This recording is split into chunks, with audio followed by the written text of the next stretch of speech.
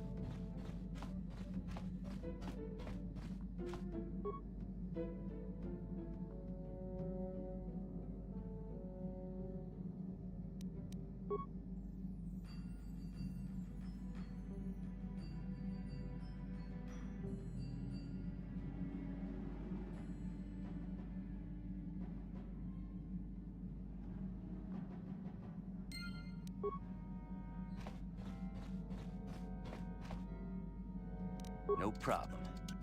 Didn't work.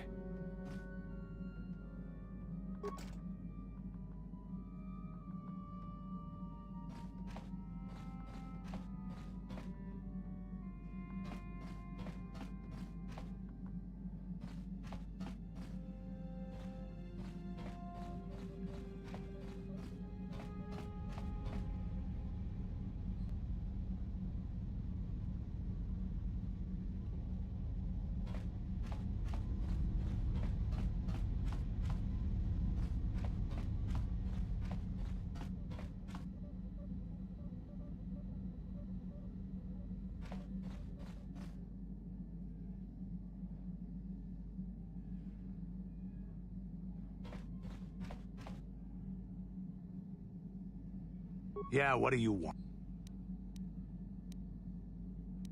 You want to hear from... Yeah. Hey, your...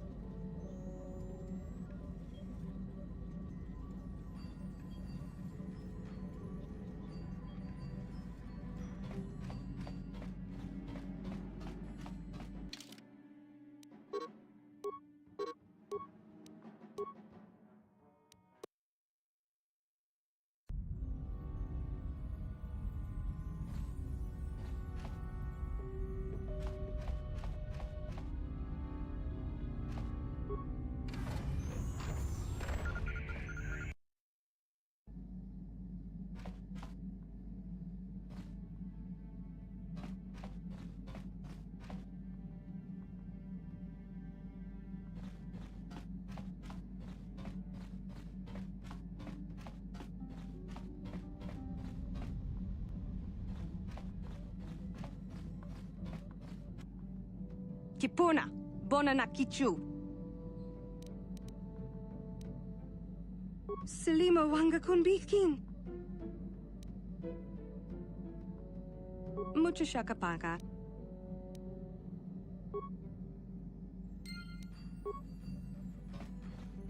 Mucho shakapaka.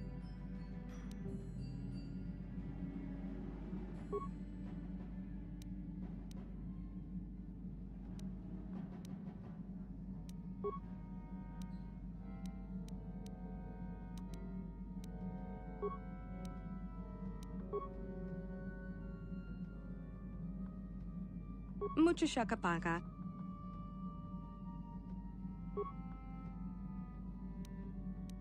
Mucho shakapaka.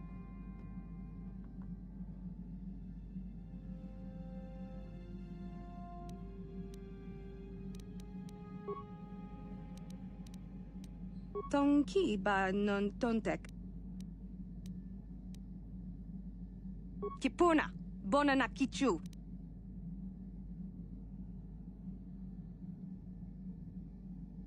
Selima wanga kun bitkin.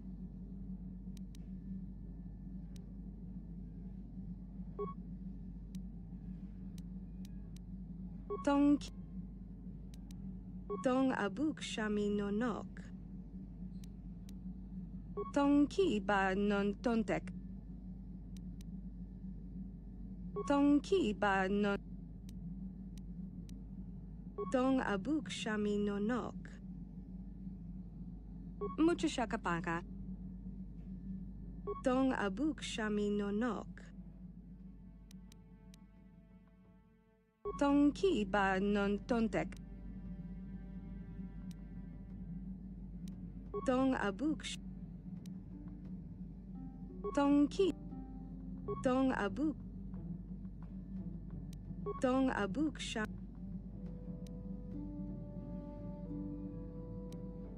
Dong ki ba non tontek. Selim. Dong. Kipuna. Bona na ki.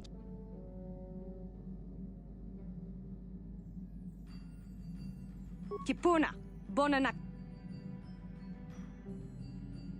Mucho shakapa. Mucho shakapaka. Dong abuk shami no nok. Mucho shakap. Selima wa. Kipuna. Bona na kichu. Kipuna. Bona na kichu. Tong ki ba. Tong ki ba non tontek.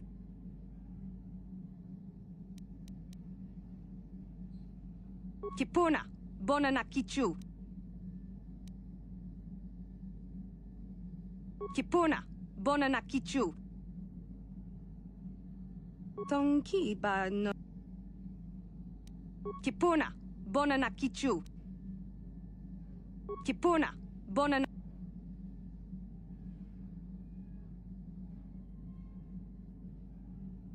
Kipuna.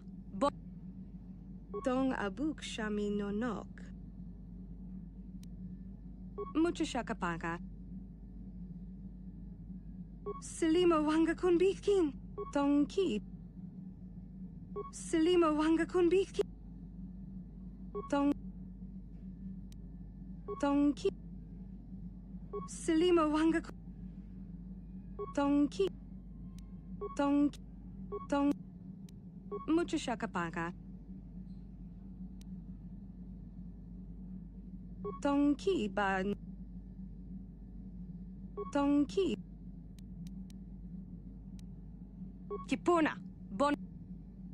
Mucho shakapaka.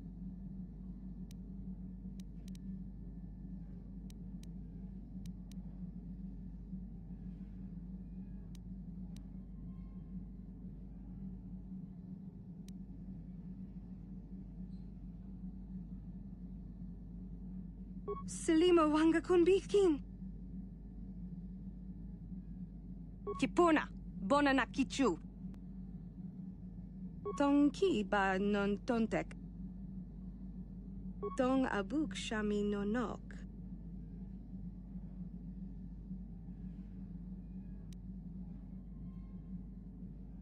Kipuna. Bona na kichu.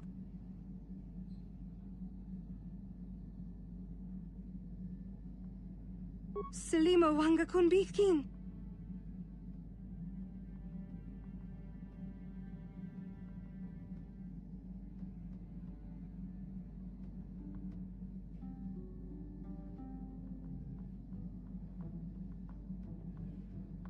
Mucho shakapaka.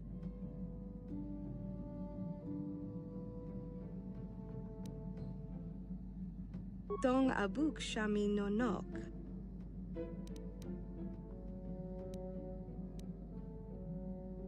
Kipuna. Bona na. Seli. Mucho shak. Dong ab. Tong ki ba non tontek.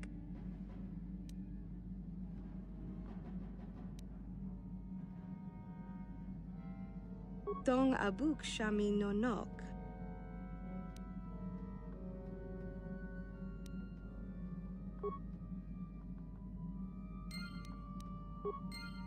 Mucho shakapa.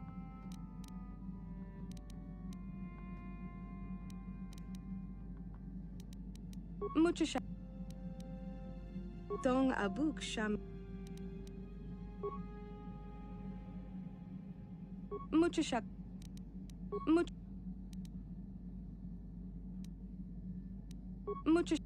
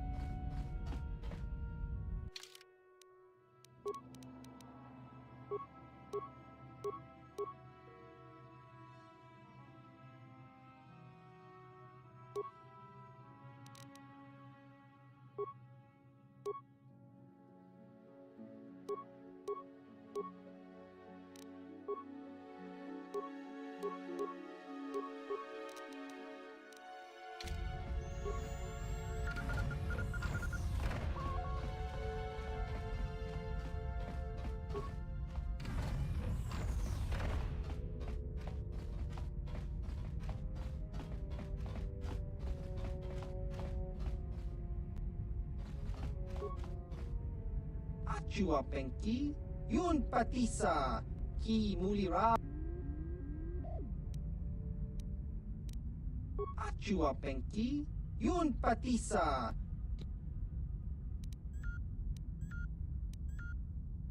Chiwi Aita Ka Chong Chicha, Chiwa Aita Kang Kicha na Chupo Tong Hitwama Ag Inko Tune, Portong.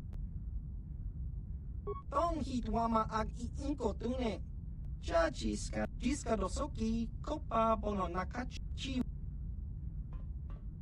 Ichuta. Topa na Ota Vokasa, Pampa Ki Mulira, Achua Penki, Yun Patisa, Tichuba Jikunka.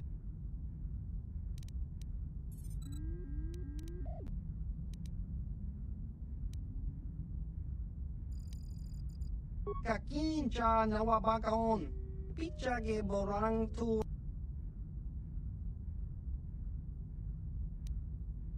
Chiwi Aita Ka Chong Chicha, Agi Inko Tune, Tong Hitwama Agi Inko Tune, Portong Hitwama Ji Agi Inko Tun, Tong Panoku.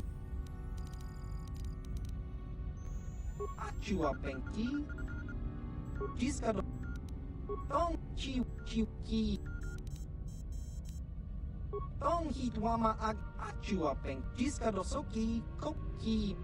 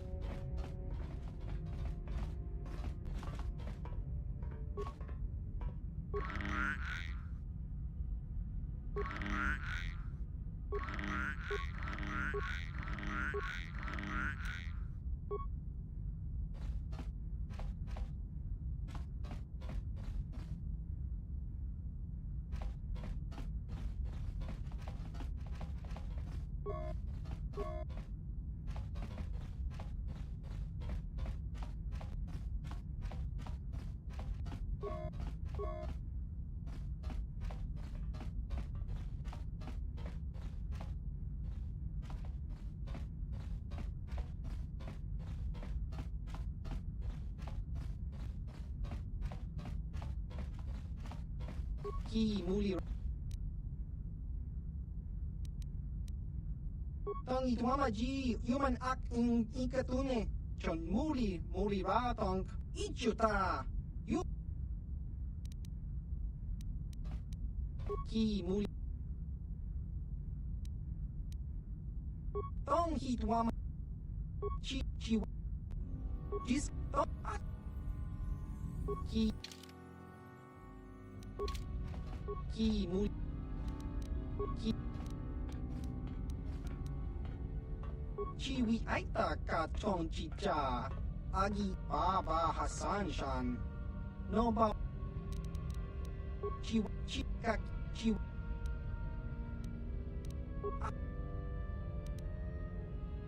Tong Hitwama Ak Chiwi Aita Chiwa Ki. Kak.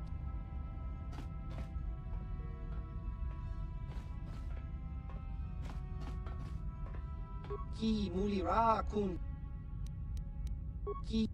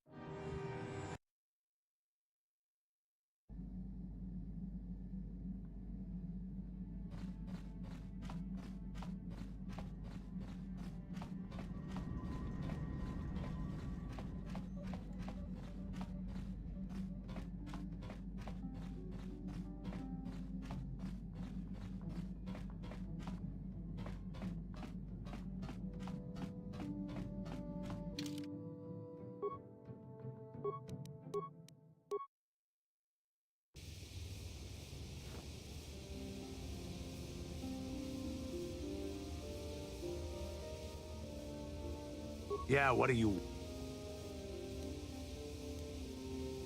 What? You think... Yeah, what do you... You want to hear tales? My name's for my... Time, but not when I think we will...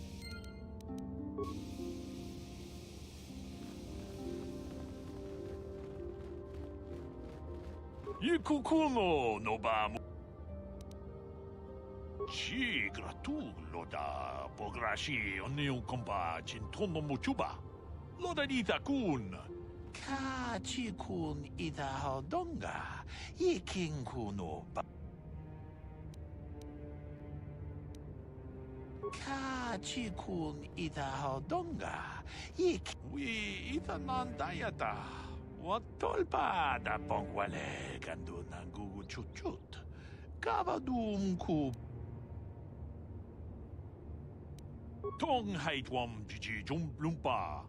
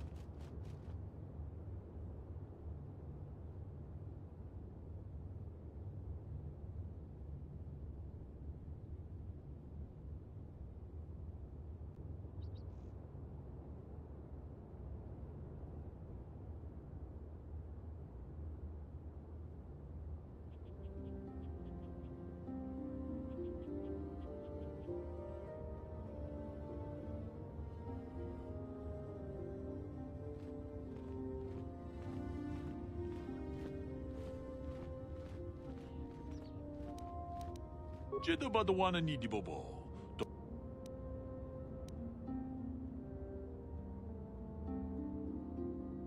Ronda di hodonga kun hankabi. Achuta. Ronda di hodonga kun hankabi. Wana kun be. Mucho shakapaka. Tolpa da pongwale gandu nangugu chuchut. Kipuna. Bona na kichu. Takom justach miki. Tong abuk shami nonok.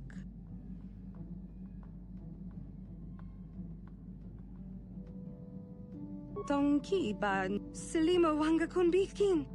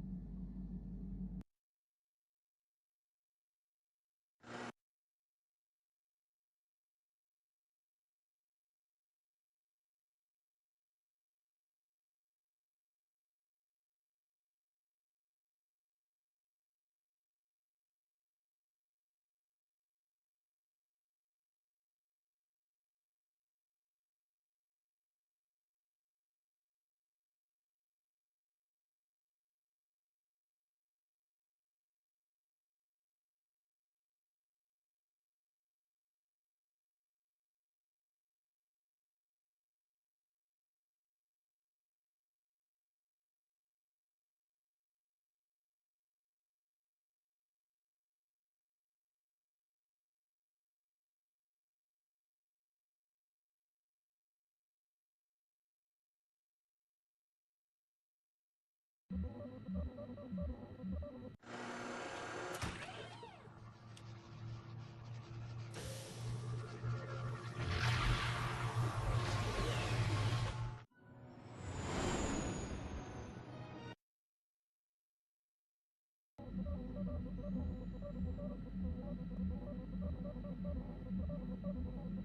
Force has given us a vision.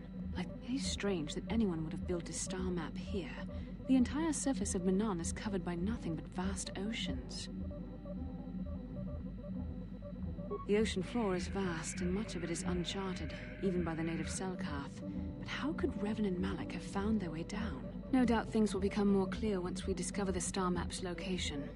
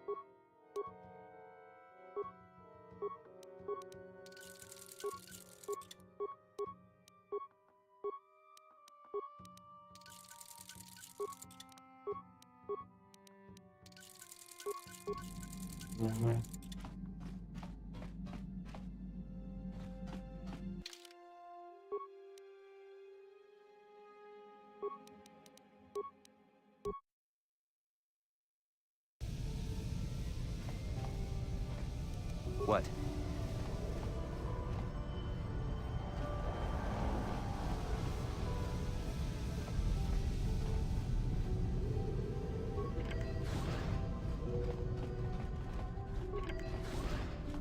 You Republic people are so pathetic, sitting around groveling at the table scraps the galactic senators deign to give you. The senators work for the good of the whole galaxy, not for... Ha! I'm warning... Try it. Just try it. I'd love to see you throw the first. You break their law. If you ever feel like relieving yourself of your worthless existence, feel free to come by our enclave here. We have many.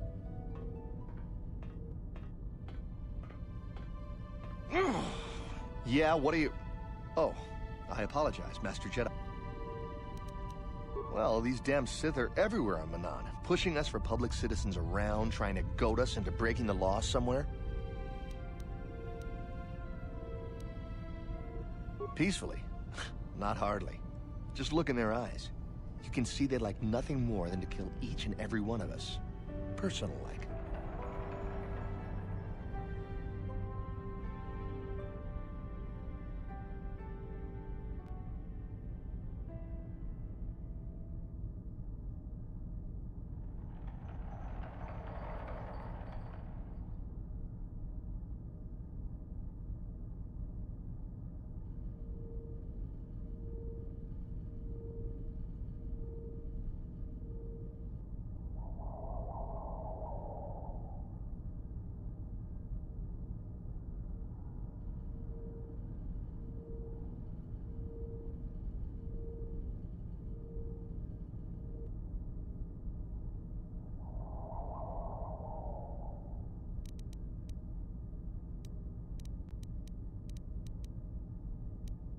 If you say so, Master Jedi. It's very aggravating. There's nothing we can do, though. The Selkath want to maintain their neutrality. So, we just have to sit here and let the Sith insult us, and we can't raise a... I'm sorry, but everyone knows what Kolto is. It's the most powerful healing agent in the galaxy. But the reason it's important here is that Kolto is only found naturally on Manan, and all of our attempts to synthesize it have failed miserably. So, we sit here on the surface, the Selkath harvesting what Kolto bubbles up from the bottom of the ocean, and we buy it from them. Well, us and the Sith, of course. The Selkath don't want to play favorites.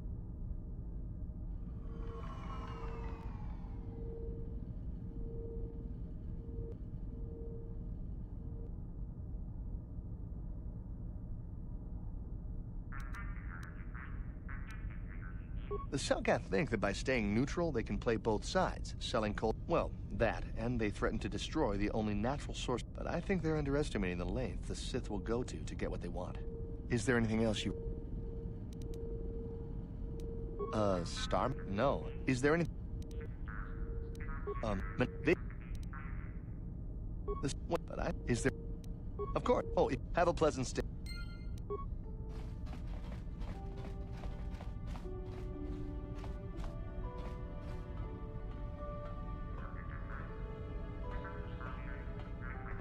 How may I be of assistance? What is it you would like to speak? How I came to be a Jedi? I am sure you would not find... Well, it goes back on my homeworld. We did not see Jedi very often, especially where I lived.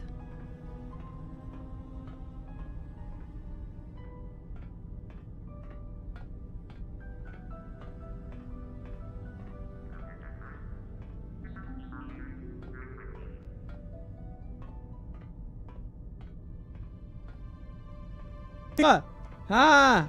Oh my gosh. Oh my god.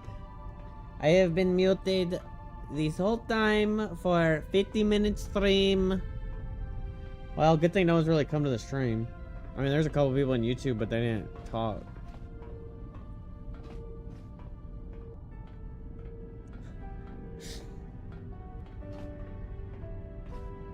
My mic goes through, this mic goes through a receiver now.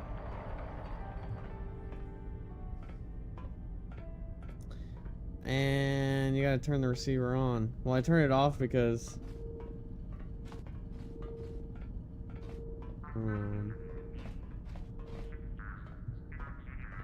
sorry. It's too bright when I go to sleep. Got like LEDs on it.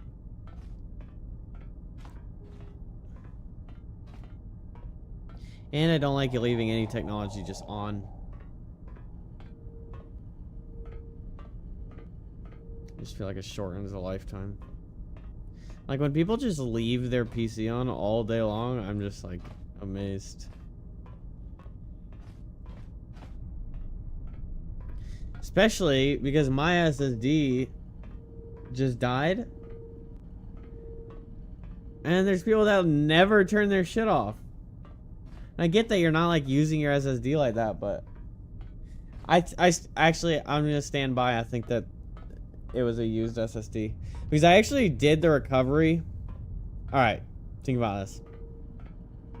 I did like a full recovery scan, right? And there were 80,000 files that it was scanning.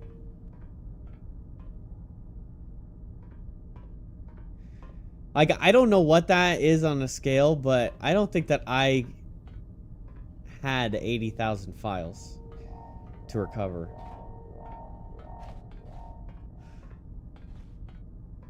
And the new one's brand new from Best Buy. It's like there wasn't shit on that one because it was right when I like got it all started. You see that one fishing farms or thing? Used to do what? What did I say? I'm sorry. I just worked for 13 hours straight with no break. Oh, leave your PC arm for fishing farms?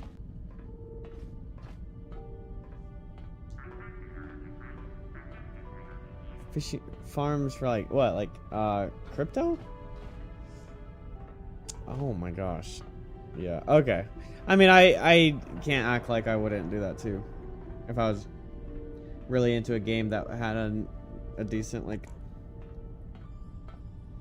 AFK mechanic. Just slap a macro on that bitch and do it. It's weird to AFK farm in Minecraft, though. I'm gonna be honest. It's a little weird. It's different, I think, with, like, something like RuneScape, where it's like an MMO. Minecraft? Well, yeah, I hope not.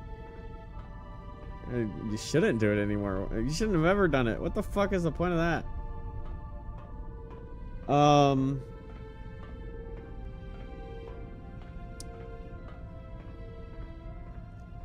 Fishing is OP. Yeah, in real life.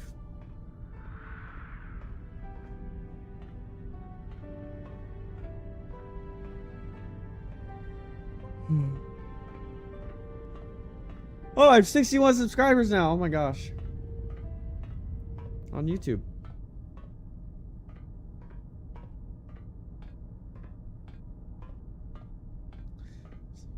Let's freaking go. We're growing. It's getting bigger.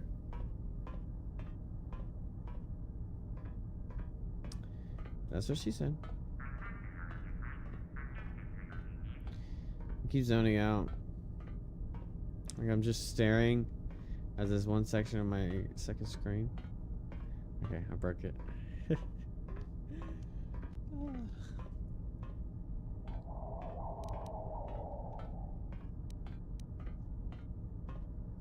Bro, work was fun. I had such a good time all day. Like, I could feel it towards the end, but I was in such a good mood.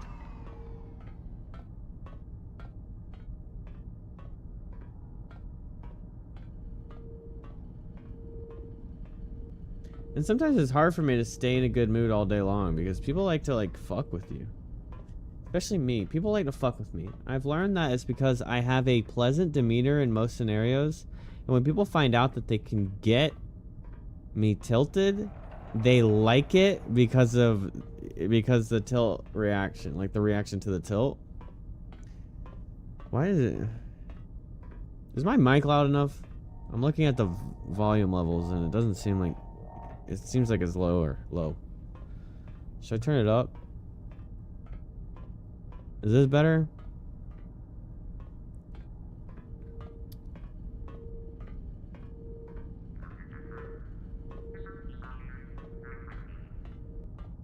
This used to happen. It used to happen a lot. Like one person told me, "It's like, you know, I fuck with you because it's entertaining to watch you get upset because you're not usually upset." I was like, "That's such a mean thing to do." Like purposely drive me insane.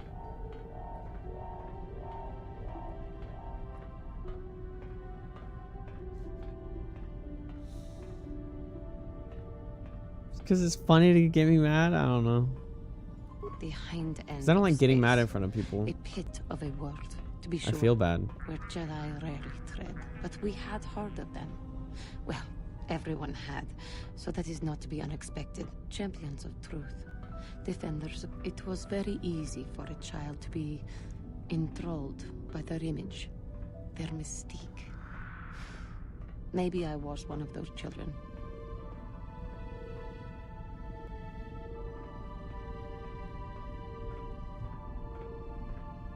I keep getting friend requests from girl bots, bot accounts, chicks.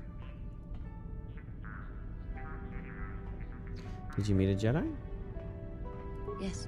Yes, I did. When I saw a Jedi for the first time, they lived up to everything my imagination had created them to be. I was old, and maybe a little enamored.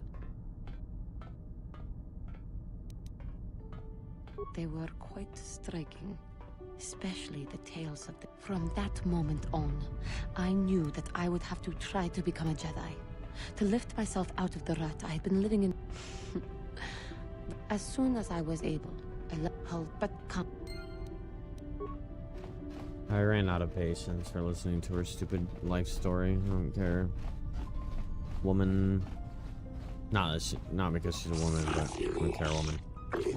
Greetings, human, and welcome to the Ato City Visitors Provisional Stand. We are here to provide visitors with all manner of indigenous treats and products produced right here on Manan. We carry all manner of foods and provisions, and have contact with resellers across the world to provide you, the customer, with the best shopping. How is it that the Ato can help you today?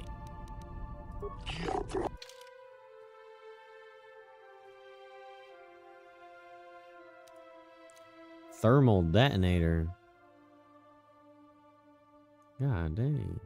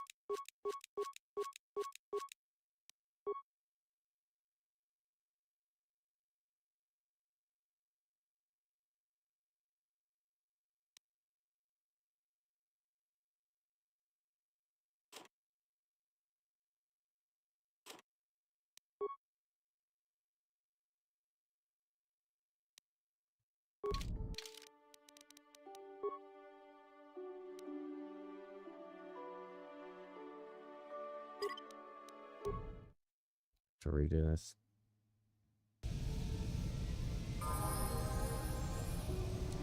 To redo her levels too? Fuck.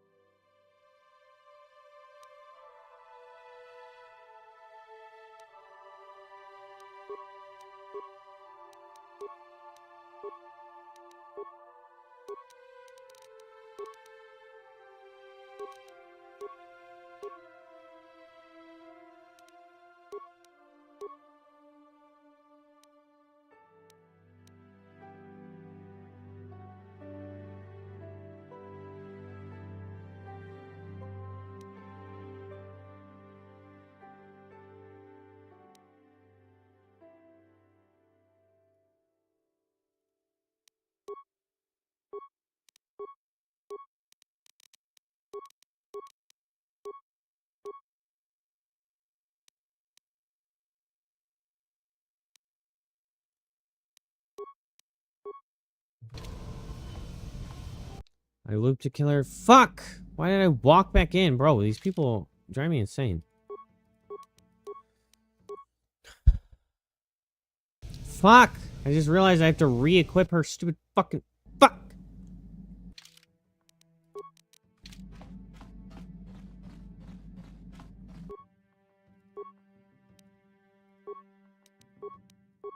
No, I don't want to equip Sigil. Put Sigil there. Now I put Rubat there. Then I put nothing there. And I take that. I put Rubat there. And then I take that. These are both equipped already. And I take that. Put those.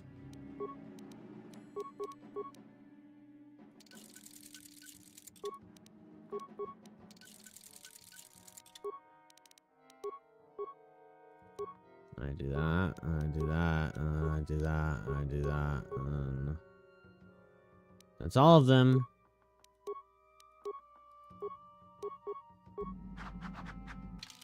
And then I resave.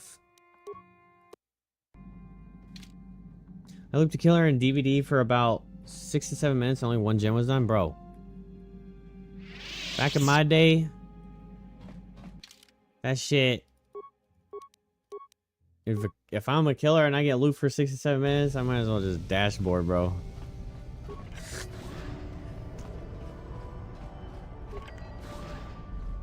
Oh, I should re-equip her stuff too.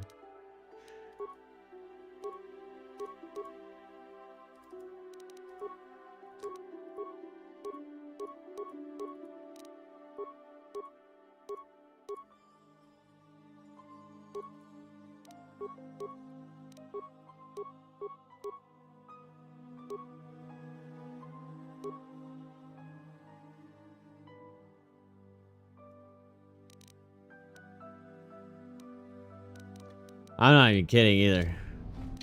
Alright, now we save again. So I'm not interested in having to restart. I've already done this shit. The Sith and the Republic are here. No.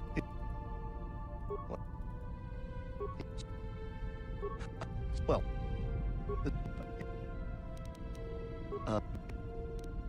Of course. Oh, You're fucked. Fuck you. Then what's her name's gonna... Boop. Okay, never mind.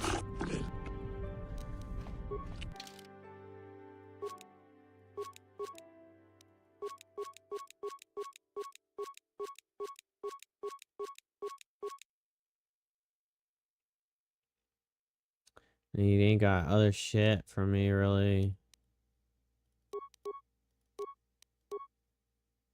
Oh, Jesus, why am I buying that for 750 fucking credits? I'm a fucking idiot. Then I go here, and eventually, Julani wants to talk. All these fuckers want to talk. Nubasa. Oh, look! Julani wants to talk! How may I... What? Tell me the story of you becoming a Jedi. So you can...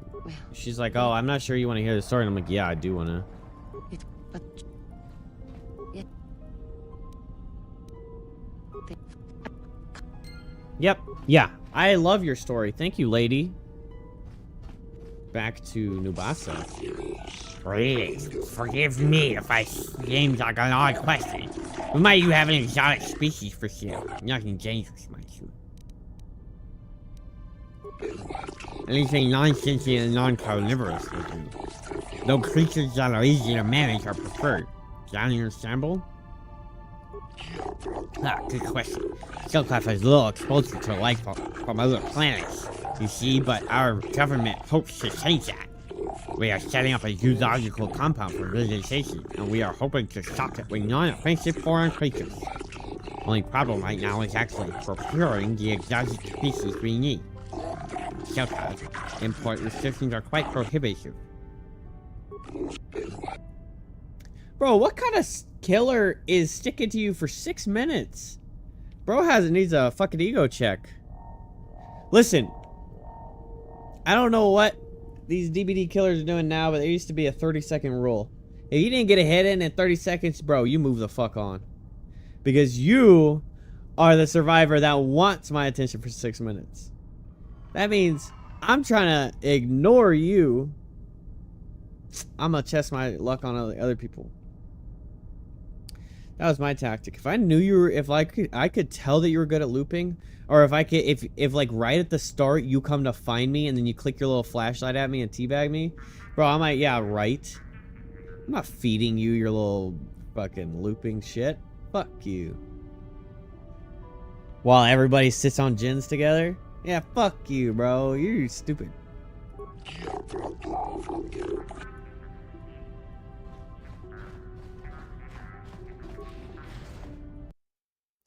West Central Courtyard.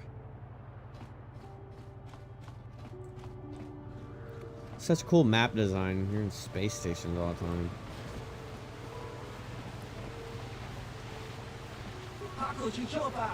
Yeah, what do you want? Who are you? My name is Yowan. Just a traveling Pizzak player with no special story. Are you interested in a game? Yeah, fucking right.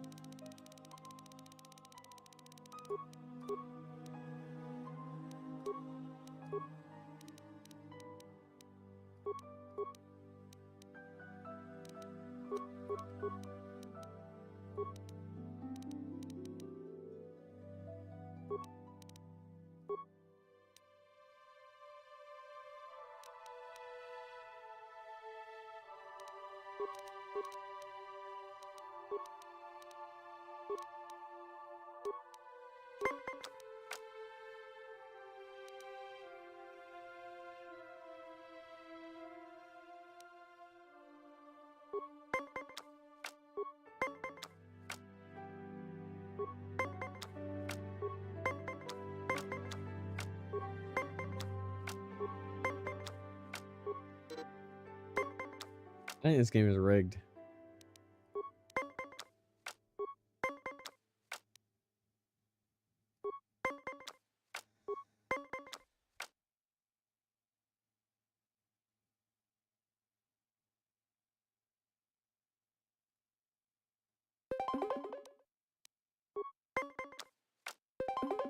Bro, there's no way it's 20. Okay.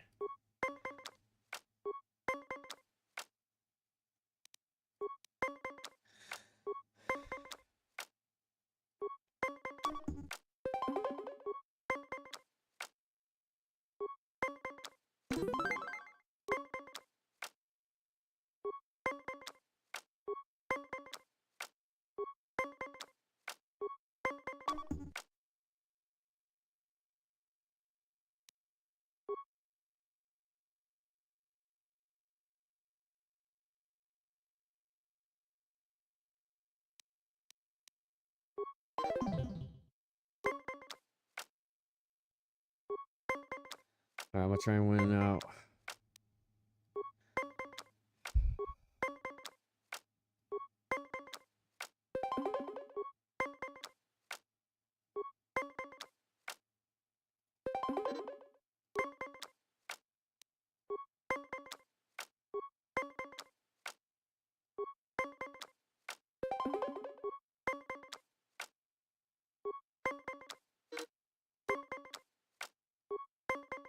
We keep hitting 20s. We didn't have any more hand cards.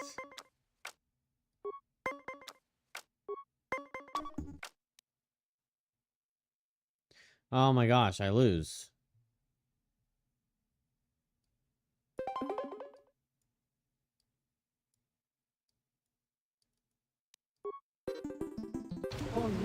Okay, yeah. This Pizzak game is not worth it and not fun. Bro hit 20 like 6 times in a row. What kind of shit is that?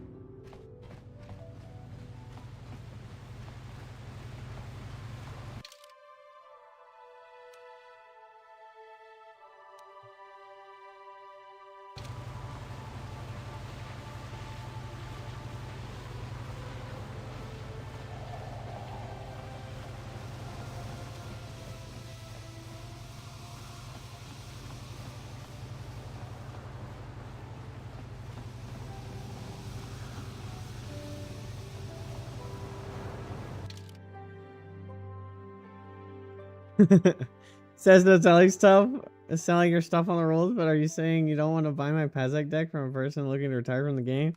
Alright. I'm off Terrace Island. That's funny. What's up, Malice? 45 credits. I already have some old guy's Pazak deck. Find another person. Silly.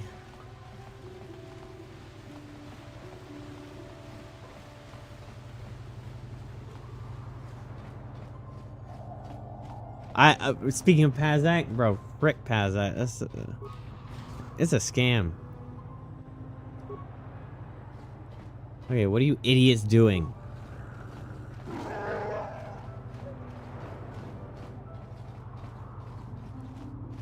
That's true. You don't want to raise a family in Tatooine. But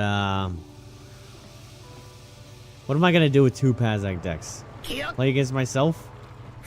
Oh, thank you for the follow, Malice. Is now following. Wait, where did I come from? Did I come from that hallway? I thought I came from. Yeah, I did come from right there. Love it. Do we Hell have a yeah. deal? That's an awful lot of money. My first time playing Is there it, something obviously. you're not telling me? Don't be so suspicious. The Republic is generous. I never We even pay played it our as a kid. mercenaries well. I didn't know this Makes game sense, existed. I guess. But All right, I'm in. viewer donated it to When me, do I so I have to start? play it. Just show up at the Republic Embassy That's tomorrow fine. and speak to our representative there. I'm sure he'll have some task he wants you to start on right away.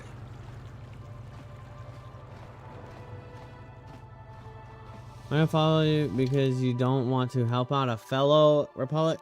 Oh my gosh. I'm getting cheated out of a follow. Alright, wet guy. What do you want, Nilko Blaz? Greetings, human. My name is Nilko. I hope you are enjoying yourself here in Anthos City. Our floating city is beautiful. Truly a wonder to behold. You are too gracious. The beauty of Manan is delicate. Our ecosystem is complex and fragile, and I fear for the preservation of my planet. Hell yeah, you know what? When I first picked this guy, I was like, I bet everybody picks this guy. Alright, this is the most, at least for from the white character standpoint, this is probably the most common white character to pick. What are you talking about? There is a task I would ask, human. Yeah. I fear there is no one else I can turn. Rest assured there will be ample reward for this, human. I only require information. The Republic has been hiring mercenaries, many more than usual. Okay, I can't keep this voice up. As an official of the Selkath people, this is of greater concern to me. I only seek the reason for this change in Republic policy. I cannot trust anyone else. The Republic obviously wants to keep this secret. I have inquired often as to their purpose. Friend said, could you imagine if Selkath had a Boston accent? The Sith cannot be trusted to give me an accurate report of events. They'll twist the truth so that it... And the mercenaries are well aware of the high wages the Republic is paying. They would not report anything that might slow the flow of credits into their accounts. Uncover the truth behind the Republic's actions, and I will pay you 500 credits. We could look into this to calm the Selkath's fears, though I doubt the Republic would be involved in anything illegal.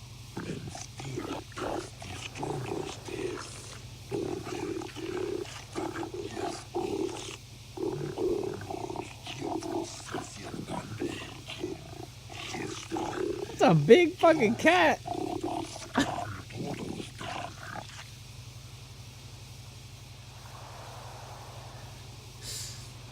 You do need glasses. That's my baby girl. Look at her. She's like, wait, is this my turn to come up? Where, baby?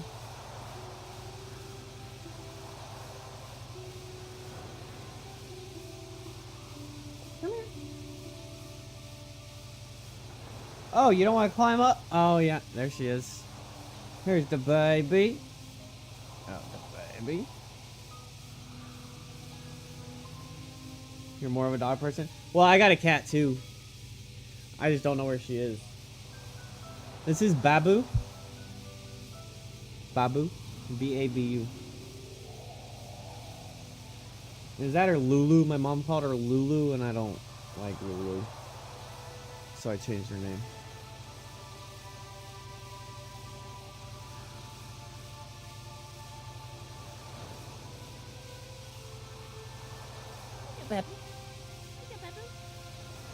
Yeah, she's a sweetheart. Yeah.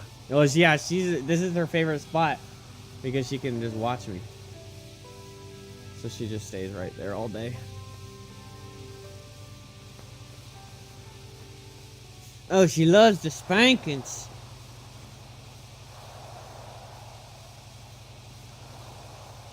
She's a big old girl, but oh my gosh, she's the sweetest thing ever. She's now the steering mirror. I'll see you next week.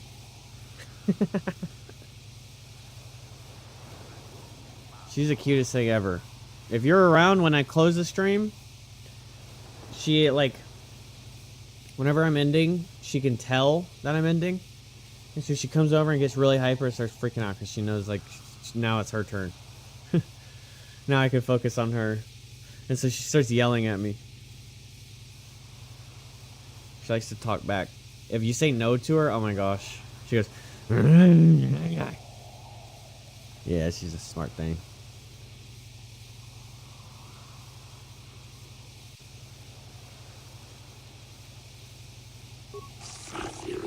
Once you discover some information, please come speak to me. Believe it or not, I'm a friend of the Republic. Whatever the truth, I shall do my best to protect the Republic's interests. And those of the Selkat, of course. Yeah, she knows when Daddy's ending.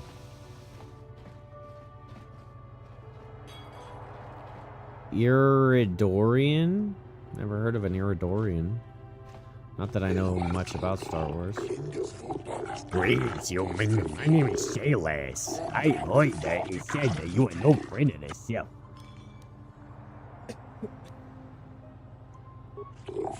You're wise to be so guarded, but my sources are rarely wrong. And they have informed me that you are no friend of Malak's people. Though I suspect we have little in common, human, I share your dislike of the Sith. They have brought grief. I am no fool. I know the Sith do not respect our laws as the Republic does. Were it up to me, I would do everything to aid the Republic in the war against Malak. But intergalactic policies stay my end. Still, I know the Sith are evil, and I fear what they will do to my people. Many of the Selkat have vanished, human. Most of who have gone missing are the cusp of adulthood. The youth who will someday lead this planet. My own daughter, Shasa, is among those who have disappeared. I'm in the accents.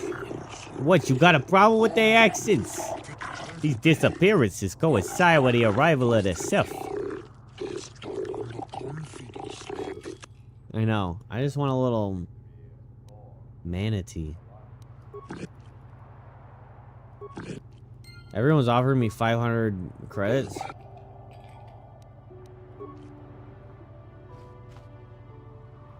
You're from Boston? Am I doing it right? Do I sound like a Bostoner? Probably not. That's not a gift shop. What's up, Dwan? We might have a position within the Sith organization for one such as you. Your offer is pretty good, but I've heard some nasty things about you, Sith. Is it true you... This is war. In war, certain distasteful acts cannot be avoided. But ask What? yourself this. When we win the war, would you rather be against the Sith or Okay. with us? You make a good point. Shut up with the justification, bro. They already had control of the city. They just obliterated a bunch of citizens for no fucking reason. Oh, some acts can't be disregarded or avoided. Oh, fuck you. I love Manon, but oh my god, $28 for a cup of coffee? That's how much it costs in Boston? I hope you're here to... No, I'm not playing no fucking Pazak. Pazak sucks. Bro, the game is rigged. Every time I've played Pazak, they hit 20 every single time. They get like nat 20s. They have a card for every hit 20, and then they have a bunch of nat 20s. It's ridiculous. The Republic respects the peace of Otto City, Your Honor. But the Sith are a violent people who leave violence in their wake. I have 3 soldiers in the infirmary. If the Republic soldiers were more capable, they would not have suffered such serious injuries. Are my soldiers to be punished simply because they won a $20 fair for a copy with a fight? $15 service I hardly charge. call I'm 6 poor in against Manon. 3 a fair fight. The Sith are cowards who attack only when they have the advantage of numbers. Yeah, and you probably pay like $2,000 for an apartment with like 2 rooms in Manon.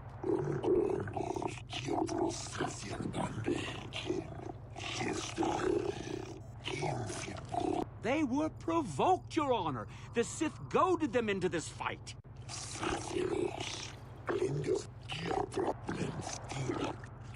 Just move down south. That's what everyone in the north does.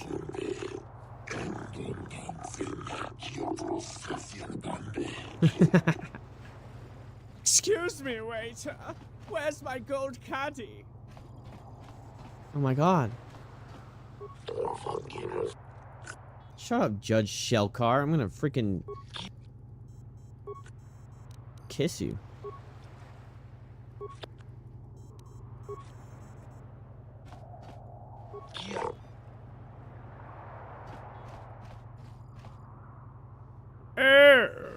He does, yeah. Sounds like a ass.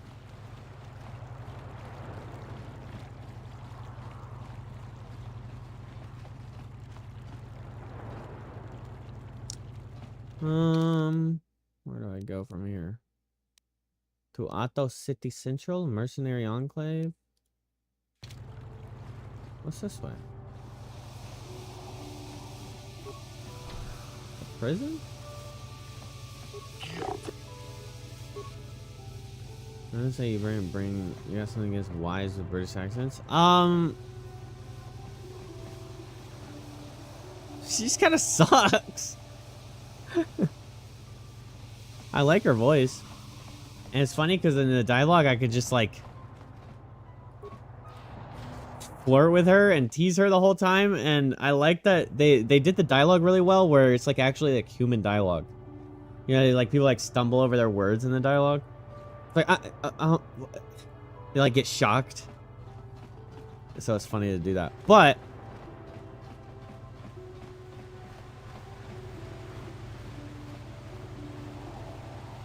yeah, she's always first dead. I mean, once I started going me and the Wookiee with melee, she actually survived a little bit, but I was running for a little bit. I was running me and Zalbar and the expert droid or whatever, because the expert droid just had all the points in like computer repair.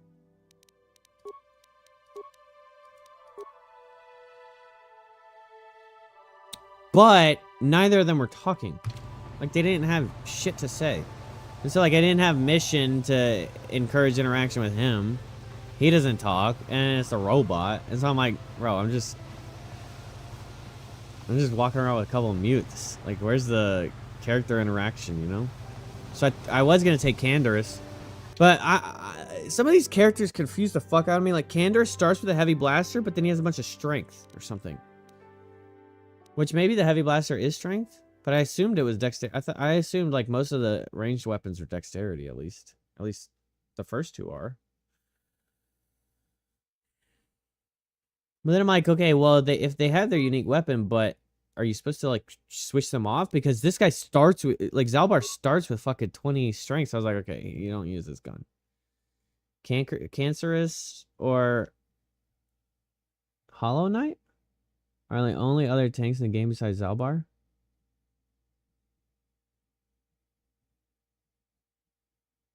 Is HK something I'm getting later? Probably.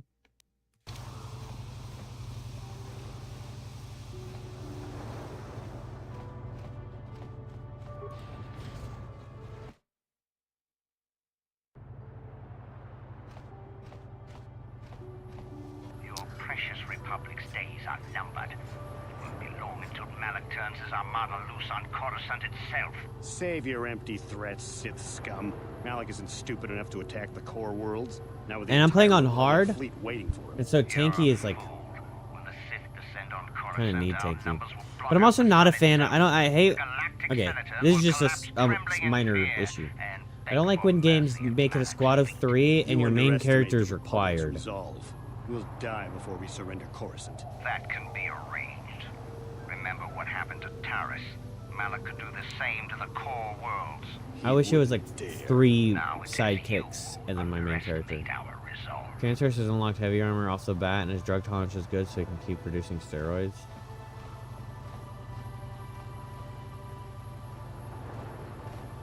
Bro, what's this like hum in the background of every corner of this fucking place? It's gonna drive me for all this insane. stuff, Tyvark. Thanks, Tyvark. Thanks, Tyvark. What's up, Tyvark?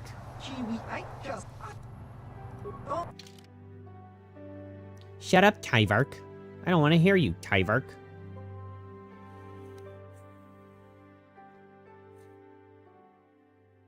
Bothon Needler. What's a Bothon? Botan! Botan! Hold out blaster. Stuns.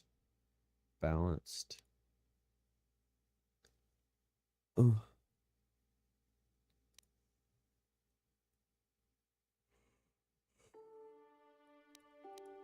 Hey, all saves +2? That sounds pretty good.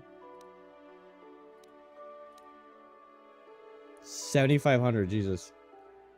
Constitution +3. Can you imagine? You know what's the one thing I hate about yeah, it seems to be the one Star Wars title that producers don't know shit about. Has one of the most interesting lores, but will they adapt it to a series for streaming? Nope. On-screen live action Kotor and seeing the Ebon Hawk on screen. Yeah.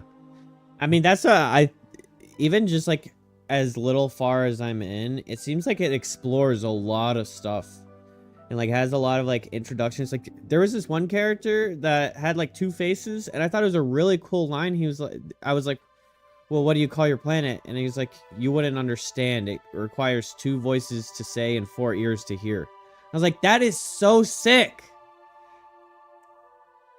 And it's like, that's the first time I mean, I don't know a lot about Star Wars, but like that's the first time I ever seen that creature. Like imagine like a show has like an entire society of those and you have to like, and it's like there's like a whole like few episodes of like going around in that world and trying to figure out what the fuck is going on. Oh no, Kotor has so much going on in terms of story and set design. I just don't understand why producers want to adapt it. I think it's just too old. I bet you if they did a remaster, then it might make it pretty good. What's up, Jahan? They'd have to remaster the games to modern, which would probably mean a remake because a lot of the old systems just, I don't think anyone wants to play when you get body blocked in a doorway. But like if they streamline this like active turn-based dice roll combat into like modern day, I mean there's a market for it. Baldur's Gate 3 showed there's a market for like a deep story, D&D style like dice rolls, saves and shit, save checks or DCs, whatever. Probably fair. It'd probably take an experienced producer too who has played the games. Yeah, and that's another thing. It's like most of the big adaptations on screen, people don't know shit about what they're adapting.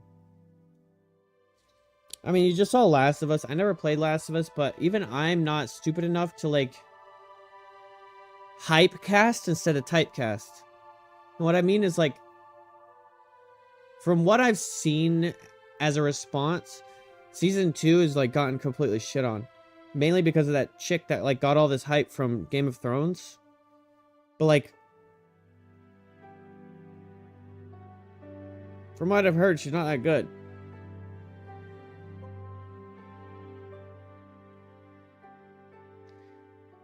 I don't get it. That show doesn't exist.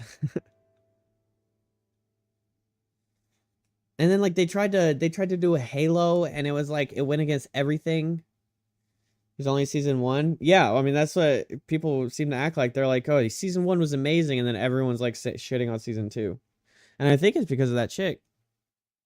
But it's like there was already people that like fit that role perfectly, but they hype casted off of that girl that is like, oh, we could get her. Everyone loved her when she had 3 episodes in Game of Thrones. Like, it didn't even make sense that... I don't know. I don't mean to shit on her, but... Problem with child actors is... them actually turning out to be decent actors when they're older... is kind of like a toss-up. You know what I'm saying?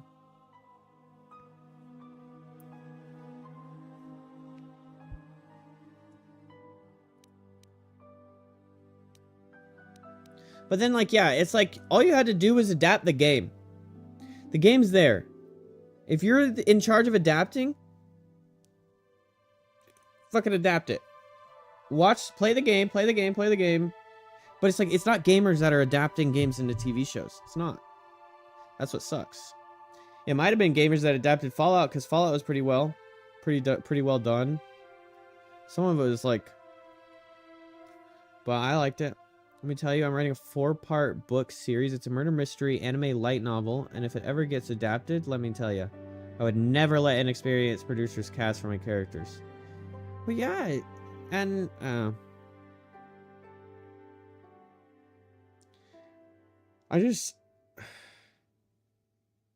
think we're just in like this age where people just they think that they could just cast however they want, and it's not going to cut it after a while. They don't tap into people who actually know the property. Yeah, or like try and understand the property themselves. Like never... It seems... Okay, like Rings of Power, for example. Seems like they have no fucking idea how to have written Galadriel. If you watched Rings of Power, and if you're a Lord of the Rings fan, the Halo show looked great, but holy hell, why does Chief remove his helmet on episode 1? Well, yeah, my brother's like... Halo 1... always played every single Halo. That's the only thing he like really ever played other than like Zelda, but obsessed with Halo. And he was like, yeah, the show is just like not good. I think it's canceled, but it's just like, I mean, yeah, that's the first thing. It's like, why the fuck are you taking his helmet off on episode 1? That's like showing Doom Guy's face. Master Chief and Doom Guy do not show their face. What's wrong with you? I don't think. Does Doom Guy show his face? Maybe I'm just... I honestly just don't understand how people can fumble it. Especially when all the homework answers are laid out. Yeah, like... Okay, so this is the thing. And I was just talking about this yesterday about Lord of the Rings. You're not... When you're making an adaptation of Lord of the Rings or a video game of Lord of the Rings, you're not really trying to get a new fan base. You have a massive fan base already waiting, thirsty, just begging for you to make something for them. Tons and tons of people are fans of Lord of the Rings. So make the product for them, and it's such a good product. Like the base of Lord of the Rings, it's such a good franchise IP that you will always generate new fans. Even now, people can go back and the trilogy holds up. So you can go back and you don't know anything about Lord of the Rings, and you can go watch that trilogy, and it's an entertaining movie at the least. And if you really love that genre, then you're hooked forever. Yeah, and it's not like it's a guessing game. So it's like Galadriel is a character in the trilogy. You are making a show riding on the hype of the IP. And what is the hype of the IP? Tons and tons and tons of fans. Make the show for those fucking fans. And there's a reason why there's so many fans for that IP. It's because it's easy to get fans for that IP. You don't gotta make some random shit. Just use the homework. You don't gotta wing it. Galadriel is an established character. And honestly, I don't like her in the show. I do like Elrond, and I like the dwarfs. Like, I'm just like, the show's just kind of goofy to me. And that seems to be everyone. I mean, the One Piece, from what I've heard, the live-action One Piece adaptation was pretty great. Like, that's like a rare win. Like, any anime adaptation, I'm just like, roll my eyes at Death Note. I watched that. I was like, what the fuck is that?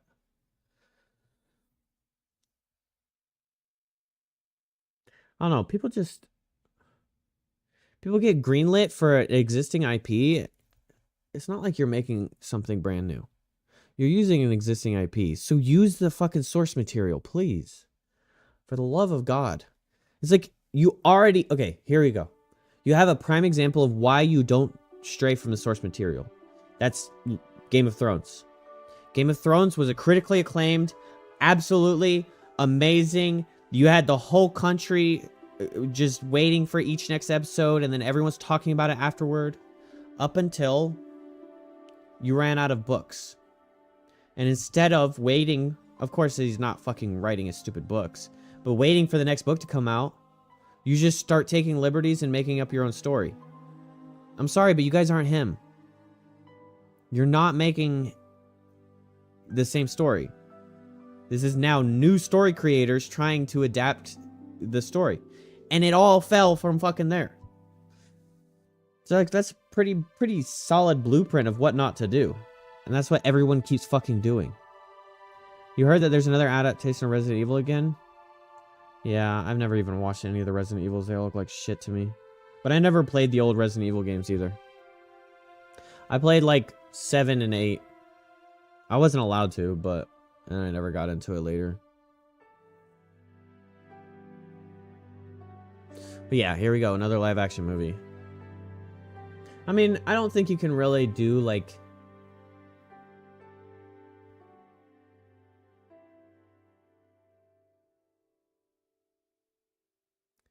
I don't know. Resident Evil seems more like a...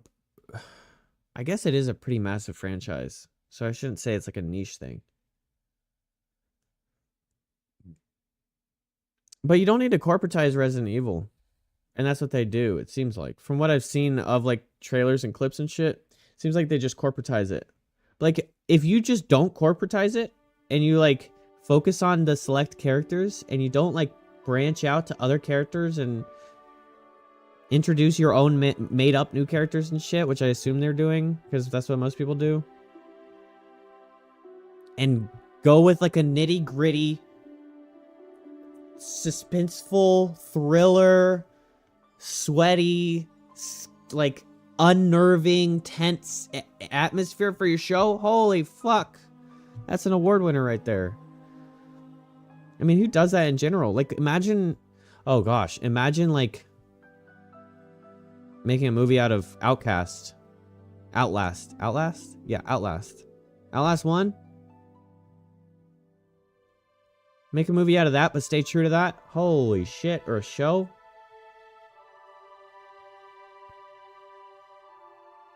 I mean, that shit never happens. There isn't any shows that like feed that much into the stress and suspense of something like Outlast or Resident Evil.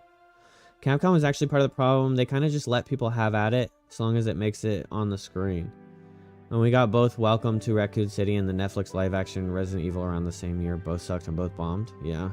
I mean, game adaptations are just... You heard it's getting a movie? Okay. Well, that's the problem, is it's getting a movie, but is it actually going to stay true to that first movie? Because the first... I don't know. The first game. First game might be a little too fucked up. It was quite fucked up. Like, considering the DLC guy that, like, mutilates you, or tries to mutilate you, turn you into a woman, his bride, and then, like, the doctor scene. Yeah.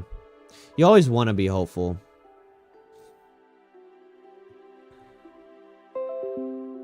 What was that? What does that mean? I don't know what dun-dun-dun-dun did.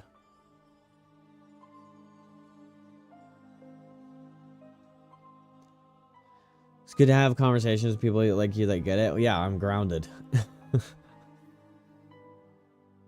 Like, one thing I have a pretty good understanding of is, like, what people want.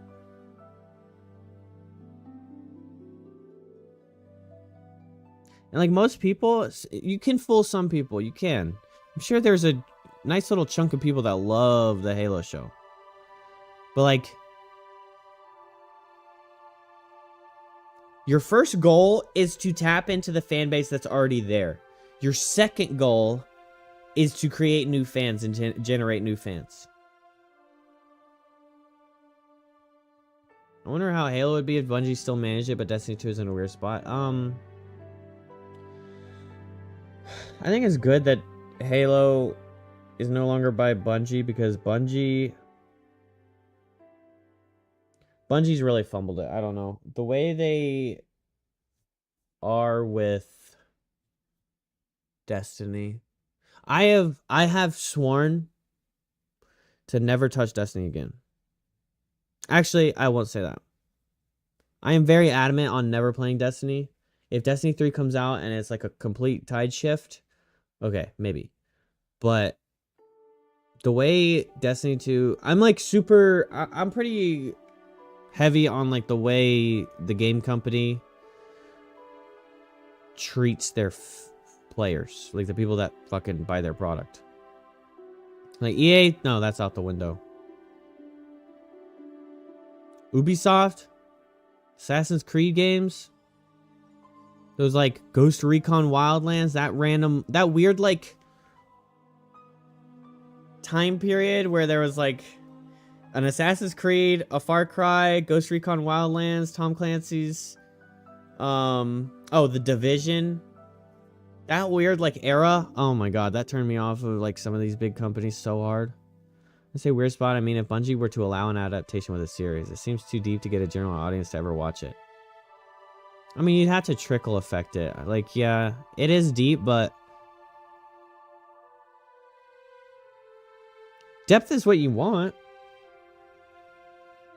As long as people adapt the depth and not, oh, here's a general idea, and let's just make our own stuff. I'm worried about the live-action Watch Dogs movies. I love Watch Dogs, but if the movie fails, my IP might just go away. Yeah. I never played Watch Dogs. It looks good. But I'm just so turned off of Ubisoft.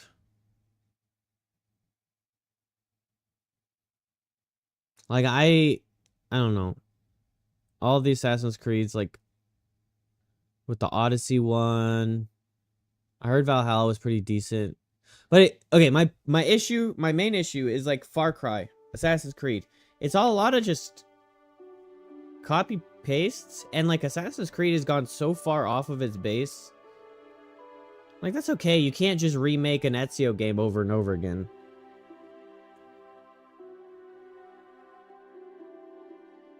Like, the mechanics that I saw in, Shadows, it just looks, like, I'm amazed that so many people, like, enough people even played it. Because, like, the combat looks so fucking stale. The AI is stupid. The graphics are, like, decent.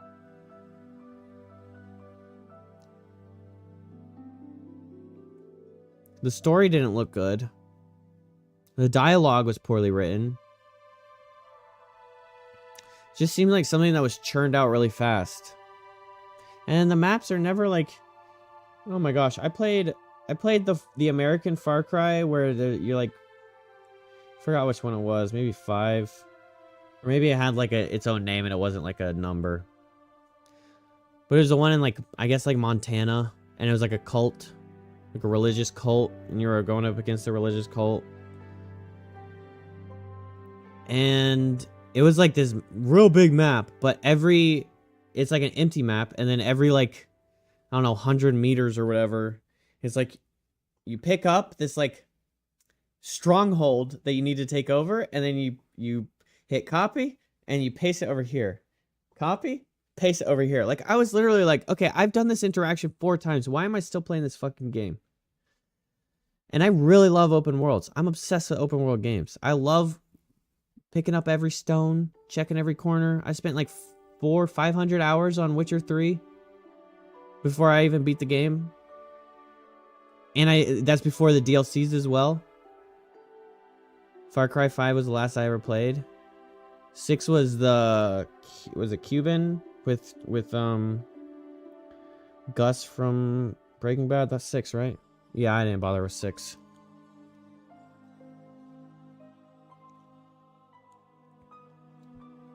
Ubisoft likes quick cash. That's their problem. If it sucks, they don't care. The problem is that quick cash has gotten smaller every time. And now that's why they're in this hole. Because they're like, oh, people love Assassin's Creed. Let's just make another Assassin's Creed. Okay, throw it out there. Oh, people loved Far Cry 1 through 3. Far Cry 3 is like what has one of the best villains in the entire series, right? Let's throw out another one. Let's get Giancarlo Esposito out there, and he's gonna carry the whole thing because people love him in Breaking Bad. He wasn't as great a villain as Pagan Min or Joseph Seed of 4 and 5. Is Pagan Min the guy with the mohawk? That's what I'm visualizing. I think it's 4 then. And Joseph Seed, yeah, Joseph Seed was a good bad guy in 5. That was the only thing that compelled me to keep playing that game. But like Far Cry 1, I watched my dad play it, and like what it used to be was like, you were basically like Rambo. It was like nitty gritty, like blood, knives, like hardcore gameplay, and like now it's just trash. Well, 5 combat was trash. It was just, I just didn't like it. There was some cool shit in it. Like the psychological one section in 5, that was amazing. I loved that fucking section. I was like, guys, I have like some critiques of this game and everything, but this one part, holy shit, takes the whole cake.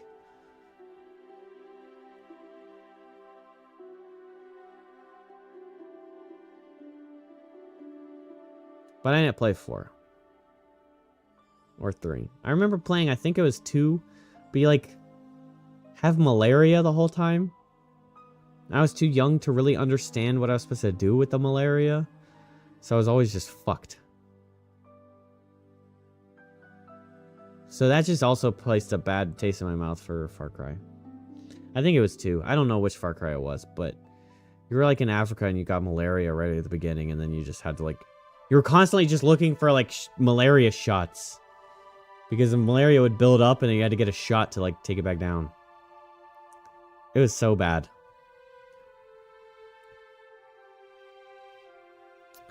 But yeah, so that's my take. I don't know.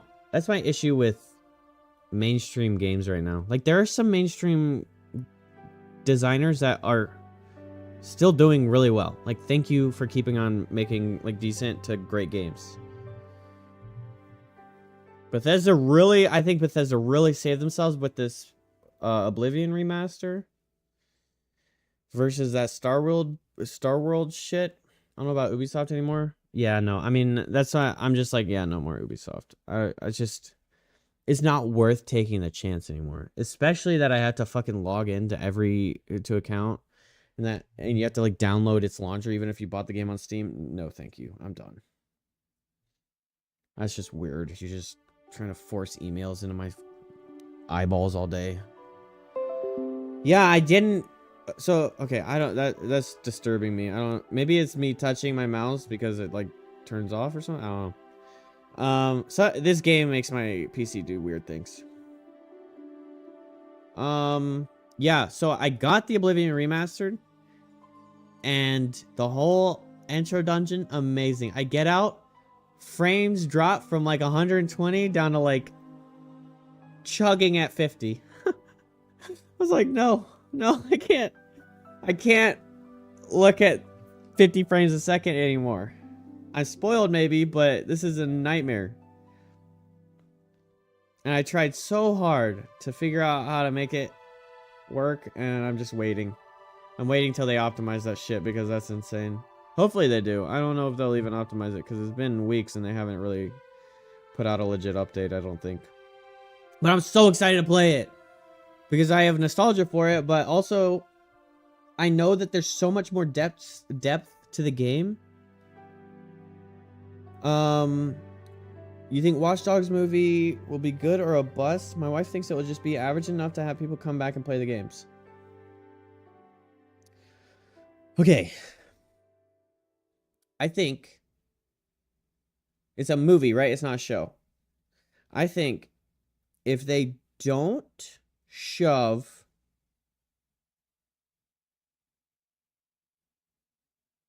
Pedro Pascal and any random like super hype beastie.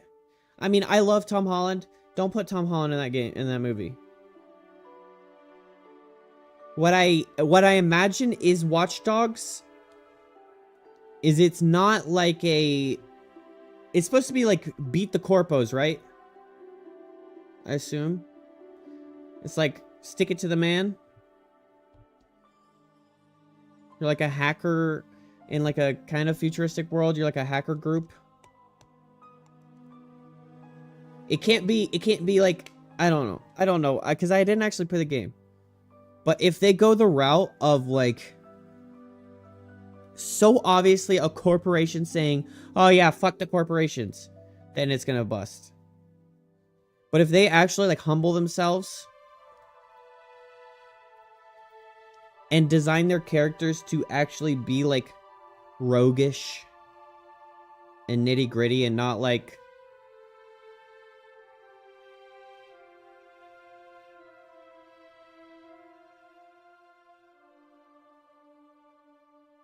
I don't know, I'm trying to fill the slot. I think Timothée Chalamet could do anything and make it good. Tom Holland was in that military movie, and for what I heard, that he did really well in that.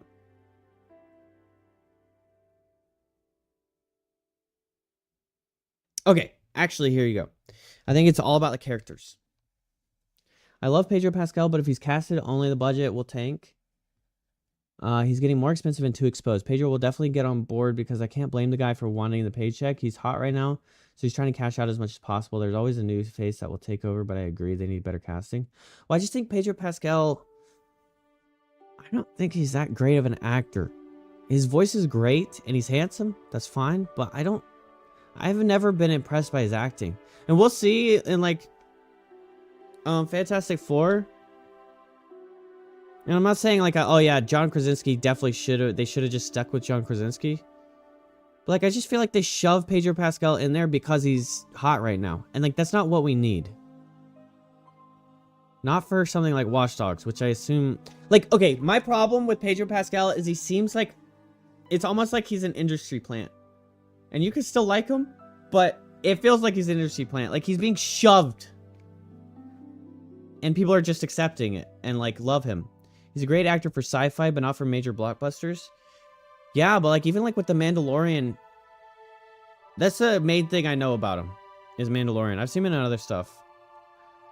Like with The Mandalorian, he didn't really act. He just talked. And his voice was great for a masked character. Voice acting, sure. Masked character, sure.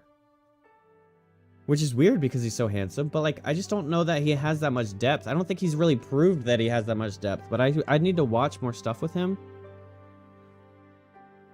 But that's just what I feel like is going to happen. Like he's going to be like, blame that on Hollywood for sure, but like I said, if I had opportunities to get a shit ton of paychecks, I'd take it.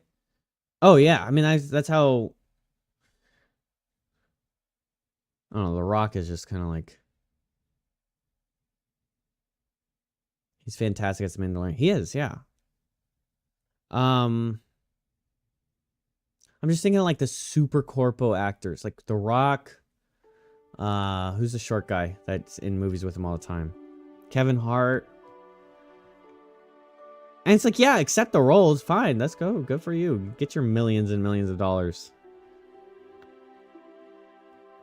But I don't think Watch Dogs needs to be that.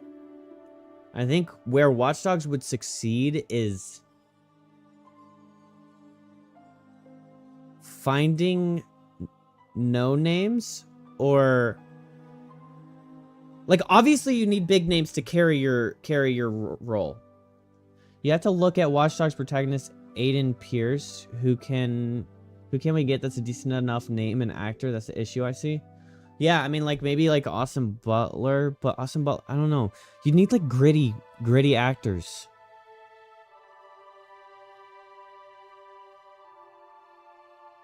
I'd really have to play the game to, like, get a better analysis that, like, what I think should be happening.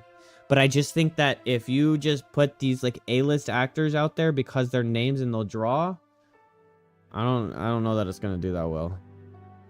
Because current Hollywood writing is not that good right now. I don't know. There's just not that many great things coming out. Like, it just seems like there's a lot of... Yeah, it's every time I move my mouse that happens. Okay. There's a lot of things just pumping out from Hollywood, and there's not a whole lot of great ones. Hollywood only cast Pedro because they just want names to fill those seats. I don't know how to cast for Watch Dogs. It doesn't help that there are rumors that the Aiden Pierce role might be gender swap for a woman. I'm sick of that narrative change in Hollywood. Yeah. Well, I am too. I'm sick of... I'm sick of established character swaps. And it's not like, oh, don't replace this character with a black person. Why not give a black person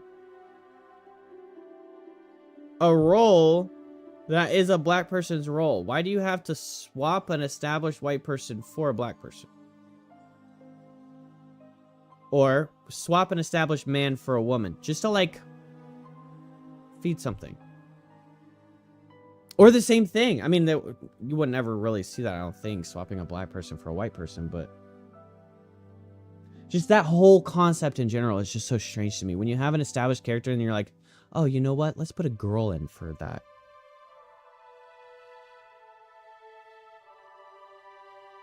Like, gender swapping and race swapping is just weird to me. Like, I get the, like,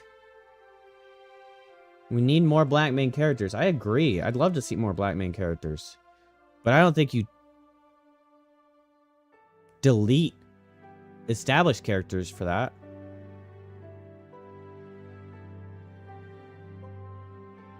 Just write a strong character. You know?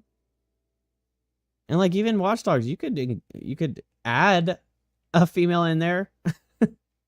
But if you just swap somebody, like, then you're automatically hurting your fan base, you know? You're, like, frustrating the Watch Dogs fans. And you need the Watch Dogs fans to go see the movie to help you build hype and to get word of mouth out there. But as soon as Watch Dogs fans hear that, oh, my protagonist is getting swapped for a woman, they're not gonna be as excited to see the movie. Just like you. It's just weird. I don't know. Hollywood just... I don't know. I think the gaming industry and Hollywood industry needs to, like, wake up. Will you understand my dilemma? Hypothetically, God allow that my book series gets adapted to a live action on Netflix or some shit. Do I sell out because they are offering millions because they want full creative control, or do I take way less and assume creative control with casting and script approved? I don't know, man. Like, I would love the paycheck if the book sales are slow. Netflix worries the hell out of me for adaptations. Yeah.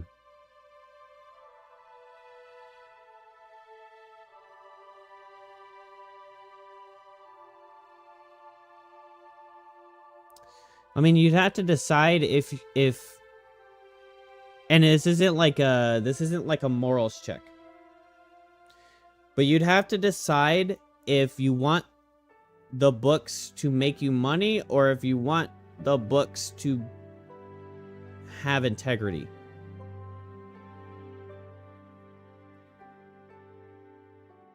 Netflix's adaptation crash will worry a lot of people. Right now it's a lot of filler and no killer. Yeah, like that aren't they like making a like extremely expensive movie adapting some dude's like picture novel of like a dystopian futuristic Electroland, and it looks like garbage? From the trailer, I watched the trailer and I was like, what the fuck is this? Like Mr. Peanut is one of the main. Like, I like K-dramas, but wow, does Netflix have a lot? It's oversaturated. Well, it's because Koreans are making better shows than Americans are.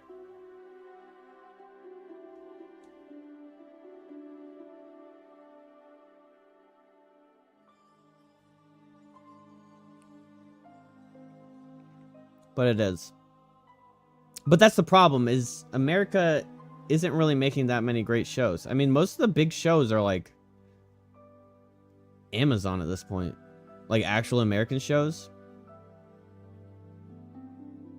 And what Netflix gets to do is just take shows from other countries and put a little Netflix original logo on the top.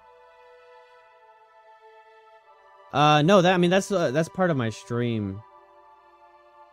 Geeky calls it the Able Yap, where we just like kind of just stop playing and yap for a while about stuff.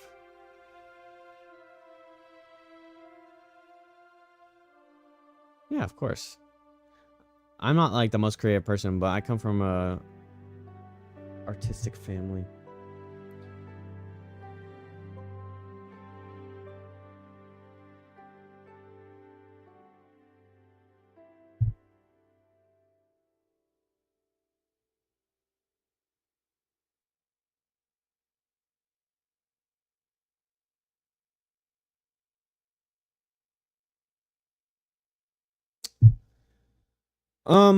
Yeah.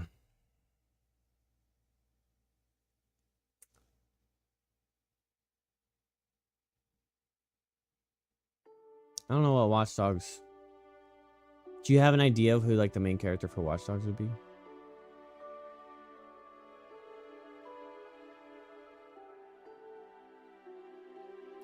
What would you do if you were me and had the opportunity to let someone adapt their books? Animation studio or a studio that does live action, which in your opinion is doing better nowadays? Animation. Animation's way better than easier to not fuck up. I see the Devil May Cry. I think that's a win for adaptations right now. Isn't it? I've heard some great things about it. I don't have Netflix anymore, so I haven't really been able to keep up with those things. But, I mean, Netflix did the Arcane, and Arcane, I watched season 1. I didn't watch season 2 yet because I don't have Netflix. Live action appeals to a more general audience. Live action does appeal to a more general audience, but like I said, it's easier to fuck up. Because, okay, the thing about books and animes is that they are able to capture imagination way more than a movie. Movies kind of dilute your imagination. Because a lot of times when you're writing a book, you're writing your book, right? But then each reader is filling in stuff. They're filling stuff in with their own brain. They're kind of picturing how this character is going to look. They're getting an idea of their personality. But the movie can't capture that. The movie gives you someone to look at. And if you read the book and you have a mental image of what main character number 1 looks like, and then you get, this is what main character actually looks like, or this is what we decide main character looks like, and then you're like, okay, well, I've already been kind of torn out of the imagination part of this book I love. Okay, and then you've got, say, an animation. One Piece, it is probably so fucking hard. If you've watched all of One Piece, imagine a live-action adaptation of all of those powers and the action scenes and all that stuff. I've heard the first season, or the season 1 of One Piece did really well, but like, I don't think that you can really capture some of the things that are animated as well, and it have the same like goosebumps giving, awe-inspiring oomph that like Dragon Ball Z, One Piece, Naruto, like. You know how, like, okay, with Naruto, doesn't he, I didn't actually, like, watch or read Naruto, but pretty sure he turns into, like, a bunch of foxes at some point. Like, that's one of his powers, Naruto's powers, right? Imagine you've got a live-action version of a bunch of these, like, CGI foxes on the screen, and it looks like, you're like, bleh, you know? Like, what anime captures right there is not going to be as easily captured in a real Naruto with CGI foxes all over the place. And if you don't have a big enough budget on top of that, like say you have like a middling budget for your books. Yeah, yet if One Piece just succeeded, what's the next big adaptation they're going to do?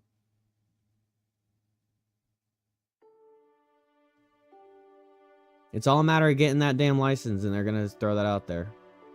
Well, I mean, in live action Death Note, that's what I'm saying. That's like... Death Note is one of the best animes, right? It's like everyone can agree Death Note is top tier. And then you watch that fucking movie and it like completely strips it all away. And if people watch the movie, they'll never give the chance to... I mean, you will always... Every movie is always going to trick or be enthusiastically accepted by some kind of group of people.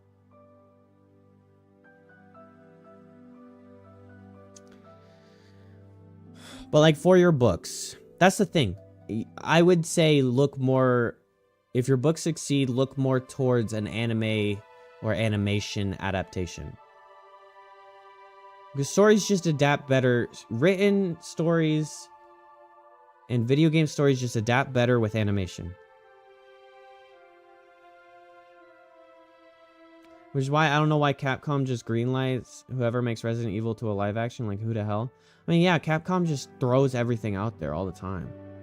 I'm not really that surprised. Capcom's like... all over everything.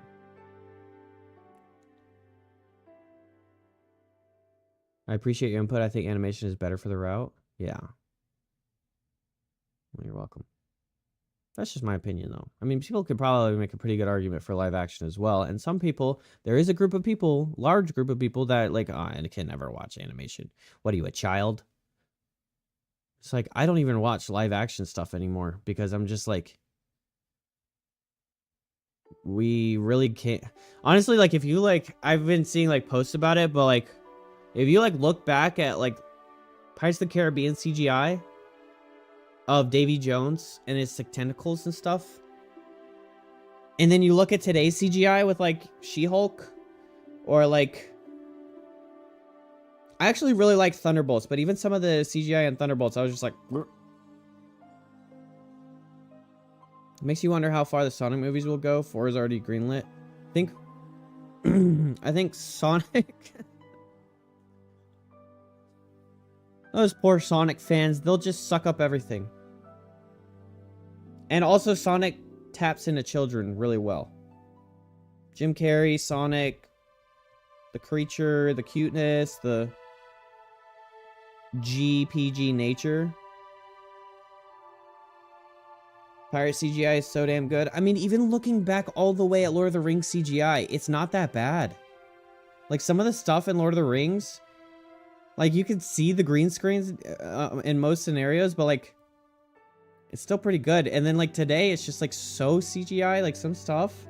Like, the shark in, Anti-Justice League people. Oh my god, dude. What the fuck? Suicide Squad? Or some of the Marvel CGI. I mean, I'm really hoping the Marvel CGI goes kind of backwards. Because like Avengers, 2012 Avengers. I mean, there you go. That's in that peak area. 2012. 2012 to like, you know, that whole like area, the CGI was actually like really, really strong. Like Avengers, I mean, up until Endgame, I'd say up until Infinity War, Avengers was top tier with like graphics and stuff and their stories. After that, I don't know, something happened. It's so weird how much movies cost nowadays. I believe that it's a money laundering scheme. Well, yeah, I mean, like, okay. Alright, I'm gonna tab out of this and it's gonna make things act really weird. Okay. Open that browser. Alright. Expedition 33 team.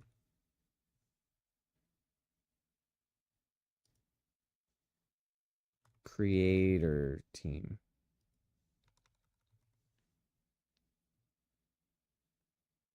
Sandfall, around 30 people.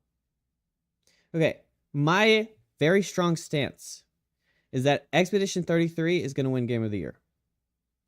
Okay, now we go KCD to Creator Team. Warhorse Studios.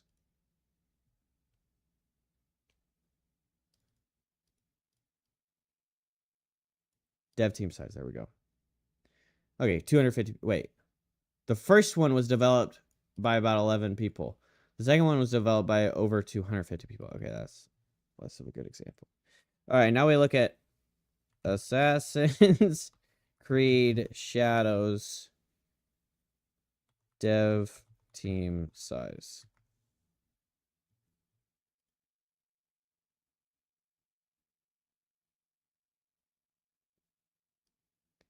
Close to 17 studios working on the game. It says over 100 people were involved, but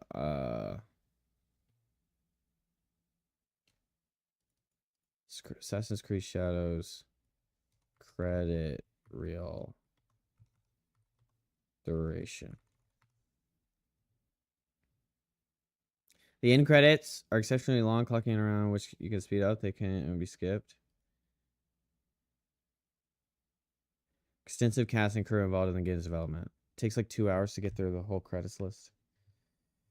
Will we ever get another Street Fighter live adaptation? Probably not. Probably not with how offended certain people get.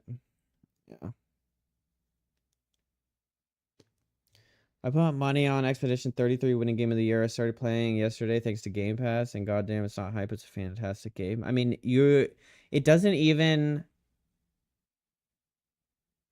The thing is like, I just finished Expedition 33, and it doesn't stop. Like, all that you have right now, I can tell you, and I'm not a spoiler, I can tell you that awe just keeps going like this. Just music, graphics, creature creation, character design, dialogue, story, world building. I mean, that thing, I am not even joking. That game is so absolutely fantastic. You have to like, oh gosh, it's just so good. It's just so fucking good. Well, you're gonna keep loving it, and you'll probably call it one of your favorite games of all time.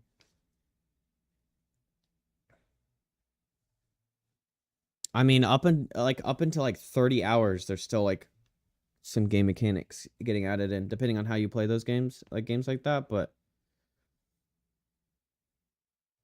let me check my game time on her.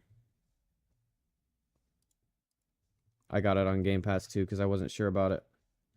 But after I started playing, I was like, man, I kind of wish I spent the money on it and just had it in my Steam library and had the achievements. What's it called?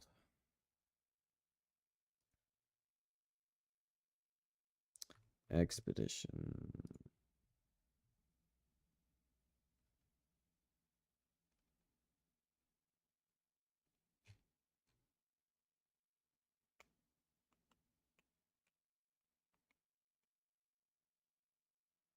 How do I...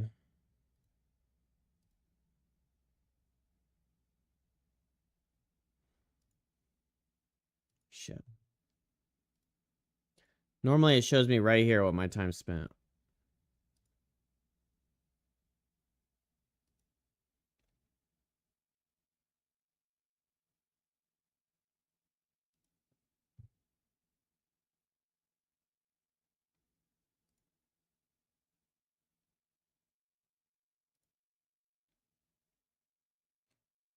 That's weird. I hope it didn't get deleted. This is my...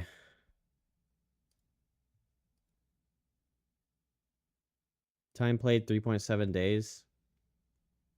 I have all but one achievement. What's that one achievement? Oh, I didn't reach level 99 on my character. I was gonna do that, but then my SSD fried and I had to get a new one, and then I just didn't bother re-downloading it. Actually, if Elden Ring wins Game of the Year because of its DLC instead of Expedition 33, I don't know, bro. Well, it's not really a DLC, it's a new game.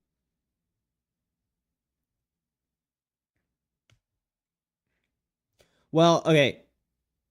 That's that's the one thing. It's like it'd be very easy for no, well I 100%ed it. I played every single little map. I played every nook and cranny. I beat the game.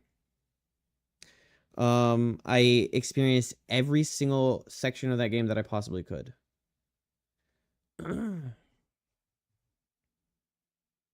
um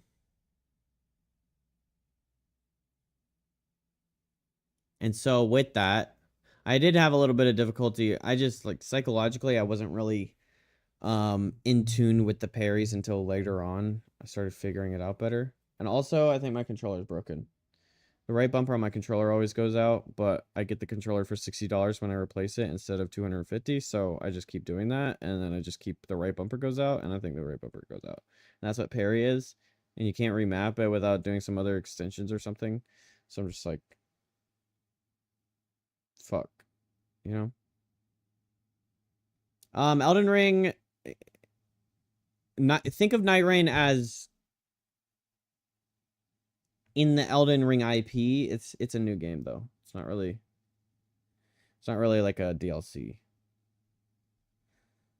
But yeah, I mean Wukong losing to Astrobot is like a really, really, really prime example of like it's just corporations. You had people from like Rolling Stone magazine voting on Game of the Year. Like what is that guy doing? So I wouldn't be surprised if Expedition 33 lost. I think it would be just like honestly, I think it'd be the worst thing corporations could choose to do is like split fiction over that. Just because it's like you know how many gamers would take that as like an offense? I was offended when Wukong lost to Astrobot. I don't even give that much of a shit about awards. But like I'm like, whoa, Wukong absolutely deserved that recognition. I'm on the boat that Silent 2 Hill remake should have gotten nominated. I know it's a remake, but damn, it's so fantastic. I love that game. Well, people have made the argument for remakes being allowed. I mean, actual Elden Ring DLC got nominated. Was that for Game of the Year as well? Like, which was phenomenal, and it was the size of an actual game. But I don't really get the DLC nominations, especially when it already won 3 years ago. It's like, oh, Baldur's Gate 3 is just gonna drop a DLC this year and get another free Game of the Year because it's just Baldur's Gate 3 and it can do no wrong. It didn't even win Best Sound Design, which is insane if you played Silent Hill 2 with headphones on. I'll need to play Silent Hill 2 then. I haven't played it. I haven't played a lot of like adaptation games, to be honest. I mean like remakes. Especially like old horror. Yeah, I think Baldur's Gate 3. I might not have it anymore. Yeah, I don't think I have my list. I had Baldur's Gate 3, Cyberpunk, and Witcher 3 is my top 3.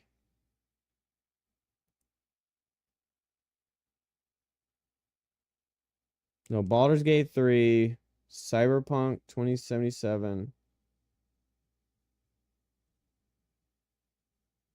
Maybe Elden Ring. I think Cyberpunk 2077 is one of the best games that's ever been made.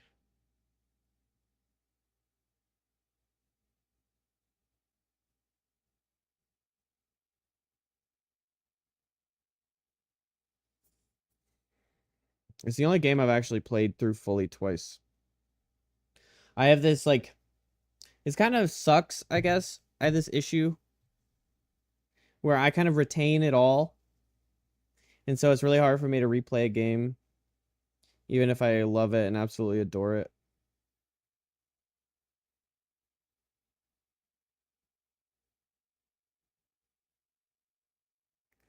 Yeah, I mean, yeah. I just think it is an animation. I mean, like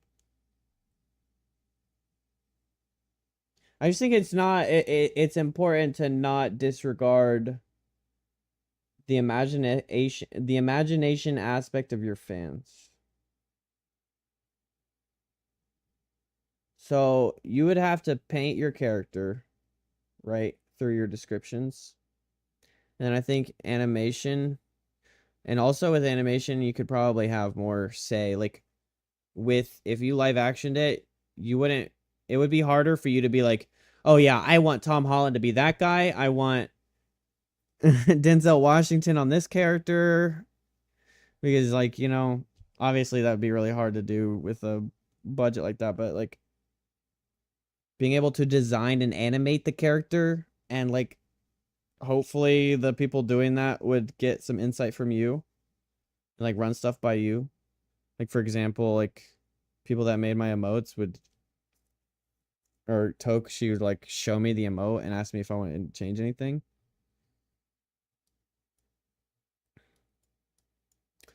Like, if I asked for a specific emote and then she would make it, Tom Holland as Lucy, you say? Yeah, exactly.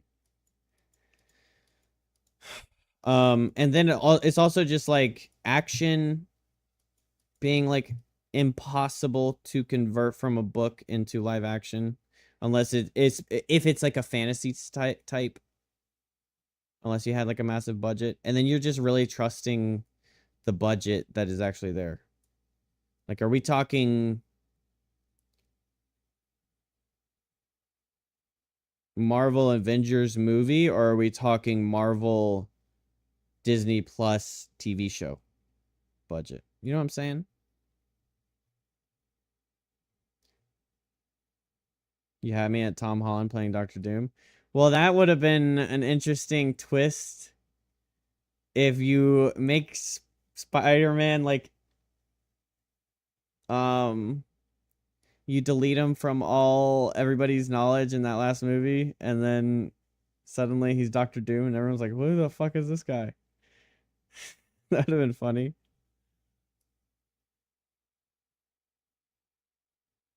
I actually don't mind Robert Downey Jr. there, though.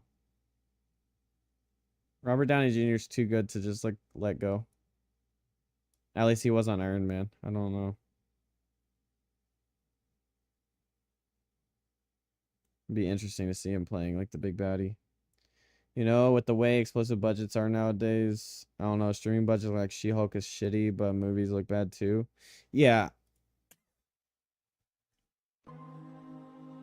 Well, part of that is you dump 20 million into this actor and 20 million into that actor, and then how much more millions do you have left to actually animate around them? And so then you hope that the hype of the actors carry the movie more than the actual quality of the graphics. And therein lies your issue.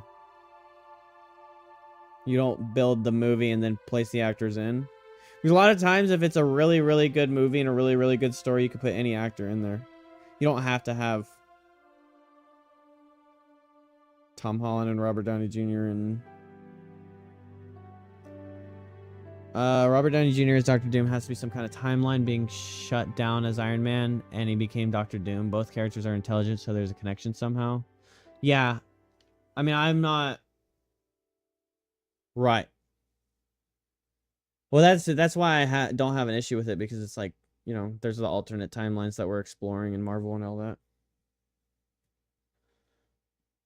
Could they have done someone else? Sure. But did they probably need to do Robert Downey Jr.? Probably. Because I don't think the franchise is doing too great post-Endgame.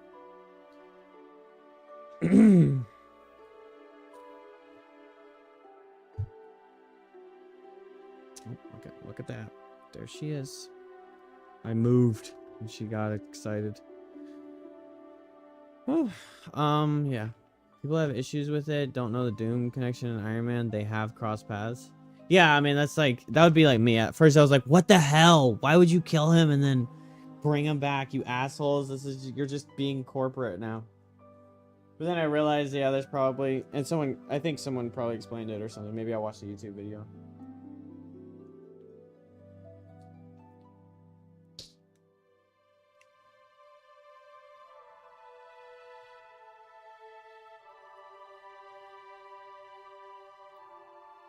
Scarlet Witch shutting down Reed Richards and Black Bolt. That happened? That's like a canon thing? I don't have an issue with that having happened. But I do think that how they did it was lazy as fuck.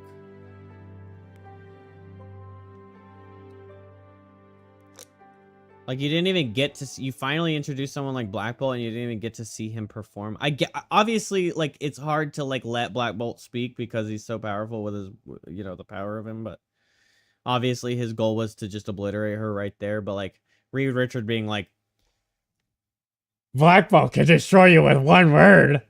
It's like, bro, you just let out your biggest secret. The smartest man in the world, what the fuck? It just seemed lazy to me.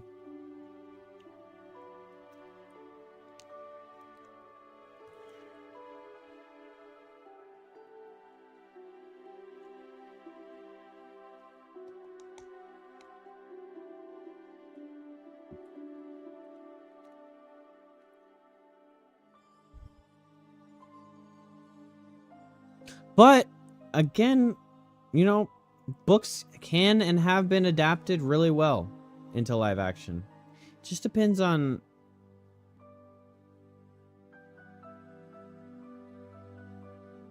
your direction, I guess. That's true, but Faith in Marvel is mixed. You get bangers like Thunderbolt, but then you get She-Hulk.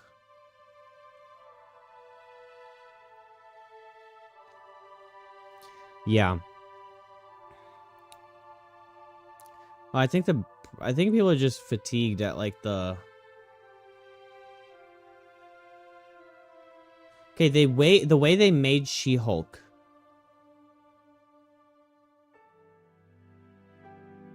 Didn't they just bitch out what's his fucking name? I mean Hulk, but they just kind of bitch made our established Hulk in order to make her seem cool and badass, and nobody wants that. It's kind of like this. It's like, okay, this is a badass. Everybody, badass right here. No, badass. You have to believe it. Instead of letting it speak for itself. Make a good story. Make a enthralling character. And allow her to become badass. Don't try and convince everybody that she's badass. Don't just say she's badass and then, oh, okay, everyone just believes it. Because then people are like, well, no, what? Wait, but you haven't even taught me how she's badass. All she's doing is twerking to Megan Thee Stallion. That's just one thing I saw. I never actually saw the show. Oh my gosh, YouTube, I'm sorry if you've been talking to me. Okay, they have it. No chats on YouTube, that's okay.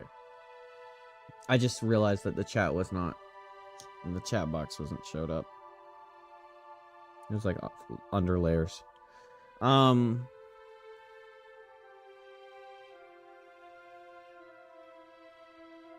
that's what they've been doing. They've been like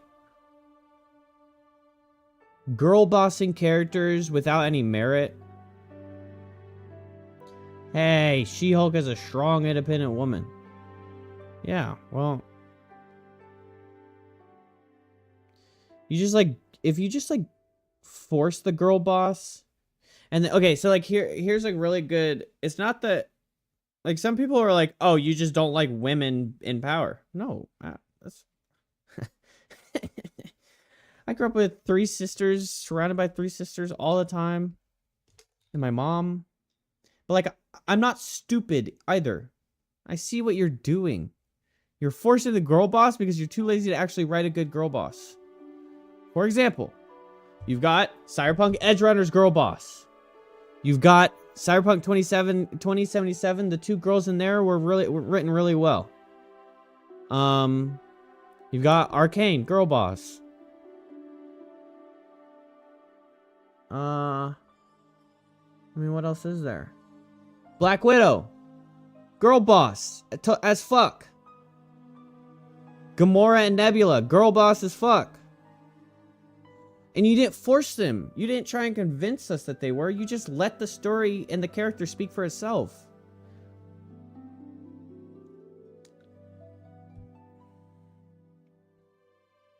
But once you start going like, oh yeah, Hulk is a bitch. Here's the new She-Hulk is way cooler and stronger.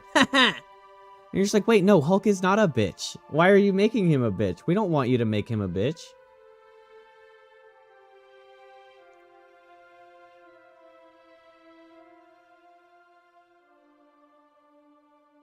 You wanna know how to write strong female characters? Fucking actually learn to talk to women who actually get shit done and take no shit. Check this. My character is a man, but the 4 main characters are girls. And who did I base them on? Real women in my life that don't take shit. It's the most organic way to write characters based off real people that inspire you. Yeah. It's like, I feel like some people write a character and they don't have any idea what they're actually writing. That's the issue with the female characters now. They are the idea. That's how an independent woman is. Yeah. And none of our... By the way, anybody listening, none of my statements are absolute. It's just opinion. And there's always, like I said earlier, there's always going to be fans. I'm sure there are plenty of fans of the She-Hulk show. Oh, another one. The Hawkeye girl. She was written pretty well. I liked her. And they also didn't bitch out Hawkeye. You know? They just let her be a good character. If you have to shit on something else to say that your character is good, then it's not good. It's not a good character.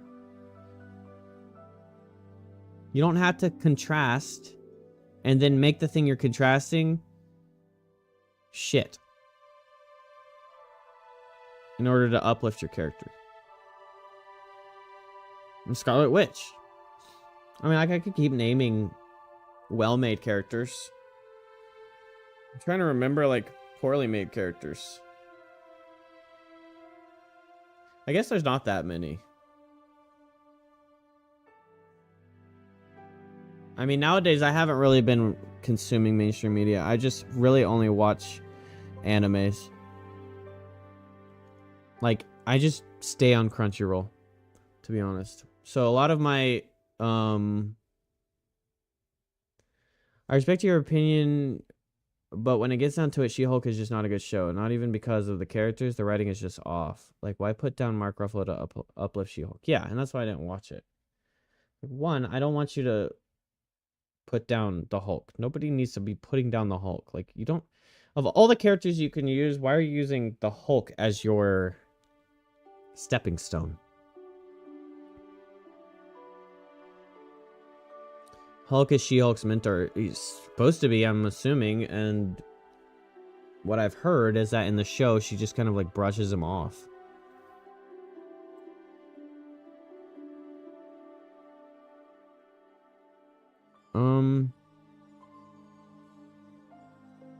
Oh, they did that with Thor, too.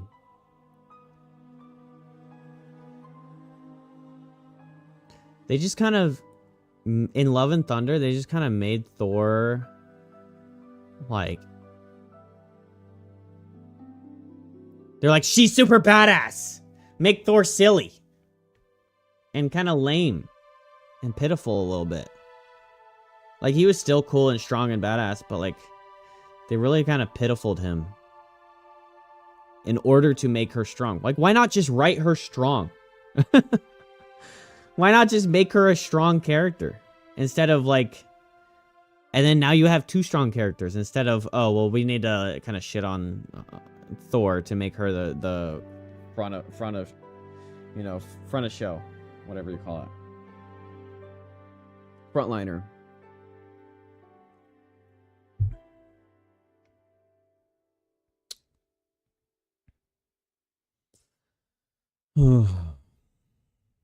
It's just, I think it's a problem right now, but I don't think that we're alone either. I think that Thunderbolts was like kind of a retcon of them like kind of going back and like being more meticulous. And I hope that Kevin Feige has not been involved and he's just been kind of like an overseer, but like not really that involved with like the details. And so he'll start getting more involved because he needs to be involved apparently, because just like pumping out shows and movies that are just kind of like whatever isn't really working. I think that's showing in their profits, their profit margins. Same with video games. Thunderbolts is a retcon, you can tell, because it just feels so much better, like Return to Form. Yeah, no, it is. It's like I stopped being excited for Marvel movies. I used to be like, oh my gosh, when's the next one? Oh my gosh, when's the next one? Because they were just so fucking good. And then I stopped being excited for them. And I was like, my sister's like, let's go see Thunderbolts. It'll be fun. Because we like to go see them all together. Me and my sister do. And so we went and saw it, and I was just like, okay, sure. Like, I'll go with you. It'll be fun, sure. Maybe, I mean, it'll probably be entertaining at least. But I was like, holy shit, that was good. Let's go. Wait a minute. You know? Yeah, or to return to form.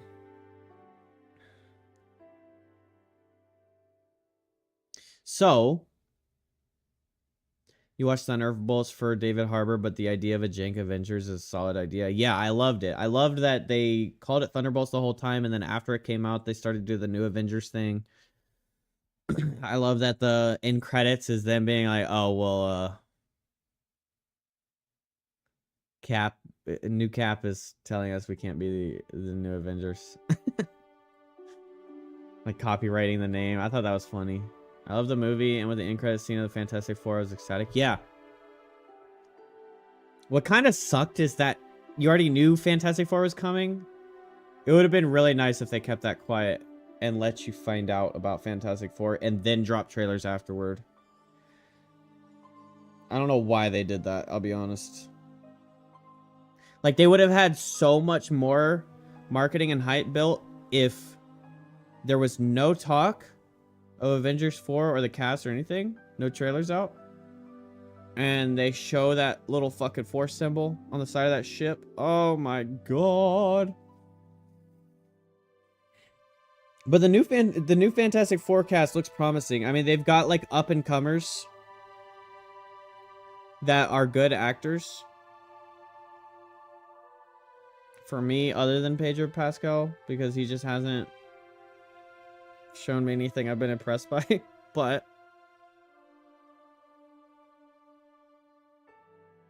we'll see with that one. And I don't know much. I've never really seen the Thing actor. I don't really know what he's in, but that the Invisible Woman and Flaming Torch. Whew, I love those two, and they're like cool looking. I'm excited mostly because finally Fantastic Four will be in the MCU. Yeah. Yeah, that's a really cool part too. Is that it's actually like it's a third revamp or whatever. But it's no longer a what was it? Fox revamp? It's like an actual Marvel MCU revamp, which will be cool. Makes me hopeful to see John Krasinski's Miles Teller and the OG Mr. Fantastic from 2004 to be in a multiverse. Yeah, that might be fun.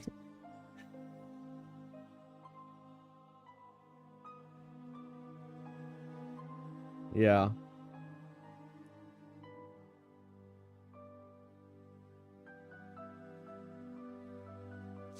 Yeah, I don't know, man. It seems like the MCU seems... It might be too early to say this, but seems like Thunderbolts is showing kind of a, okay, we hear you.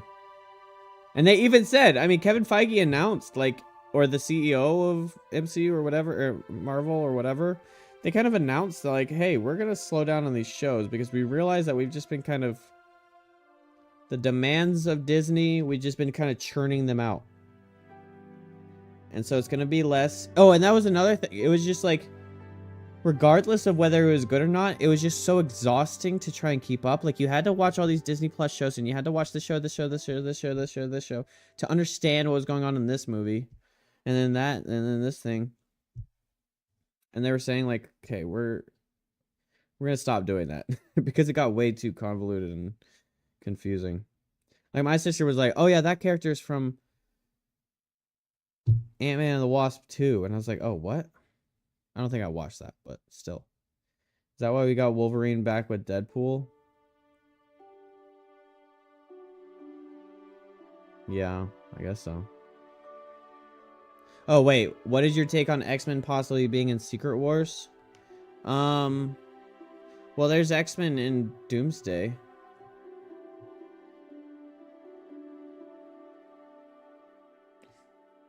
Do you see that one little teaser that they did with the cast line and then Robert Downey Jr. on the end? Like, Ian McKellen, the guy who played the Beast, and Ian McKellen's counterpart are on that cast list.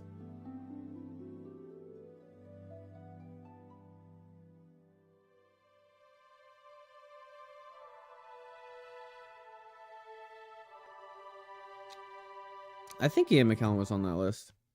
I might have been tripping.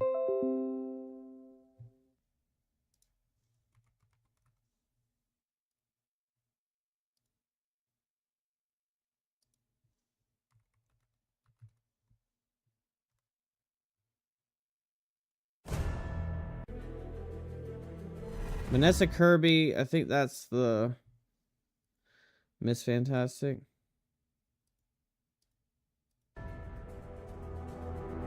Sebastian Bucky. Letitia Wright.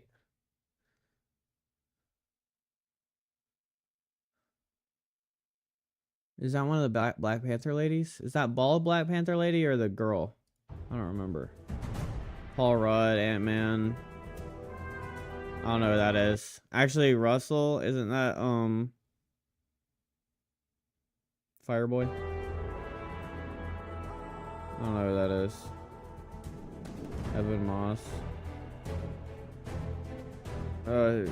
Way of the Fist, Florence Pugh, Kelsey Grammer. That's the original Mr. Beast. Or the Beast.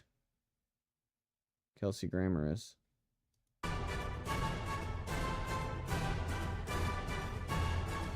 Danny Ramirez, Joseph Quinn, David Harbour, Winston Duke. That's the bigger black guy from Black Panther 1. I think he was in 2 as well. I don't know who that is. Loki. Yeah, Patrick Stewart.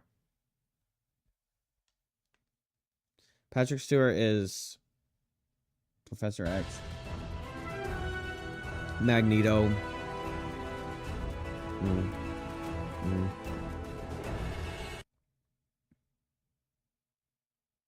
Cyclops? Isn't James Marsden Cyclops?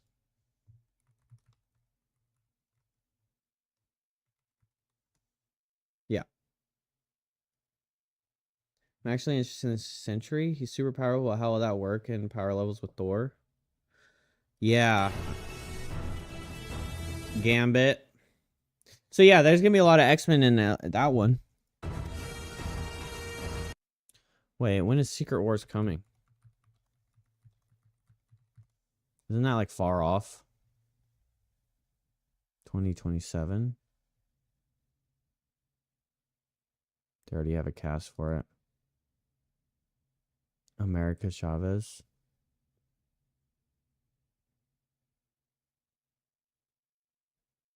Oh, that's Human Torch.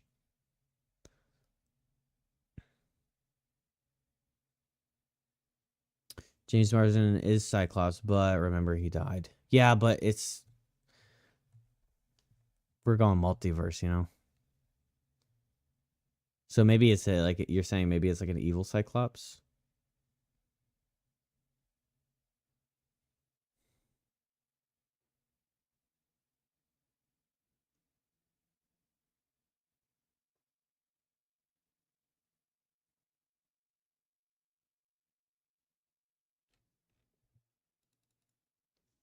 Marvel movie release timeline.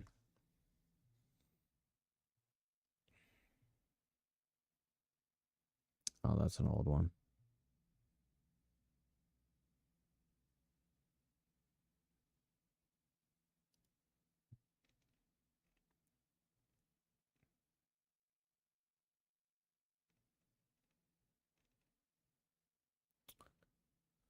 Thunderbolts. Wait, what? This isn't what I was asking for.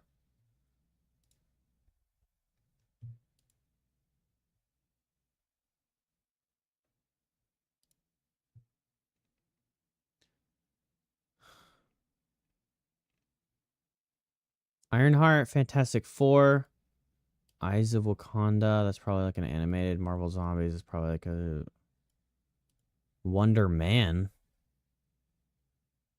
Spider-Man 4, July 31st, 2026. Avengers Doomsday is December 18th, 2026. It's going to go Spider-Man, then Doomsday, then Secret Wars. A year later.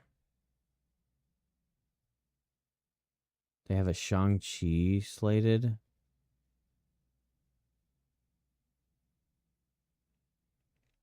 Did they just completely axe the Kang thing? Because that actor, something happened with him, right?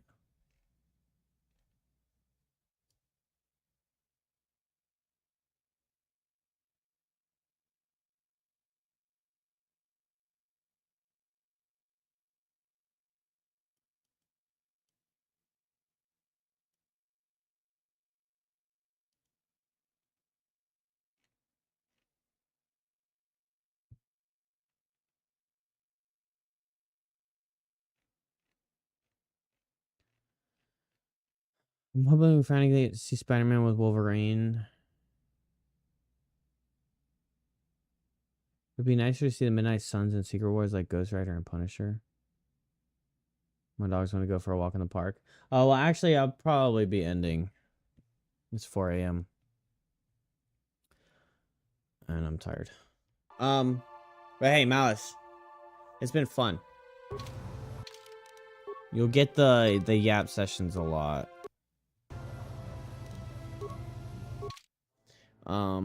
That is a strong suit of the stream. It's a pretty chill stream. We play a lot of games. Yeah, I'll be streaming them. I stream like every single night. Like I started at 1 a.m. today. 3 hours, but 3 hours of fun. Thank you. Appreciate it. Yeah, I stream like every night. I play variety, so we do like play a ton of different games. A viewer donated this game to me, that's why I'm playing it. And then we'll probably like get to like Doom and Oblivion and well, we play the sequel to this as well. But yeah, so you'll definitely catch. I'll be streaming tomorrow night. I usually stream for pretty long, and every night. But my time starts are like really varied. It's hard to really like schedule my stream. Oh yeah, absolutely. Any extra exposure, that'd be great. But yeah, so like you see, okay, my SSD got like fucked, and so I had to. It's so fucked that I couldn't even recover anything,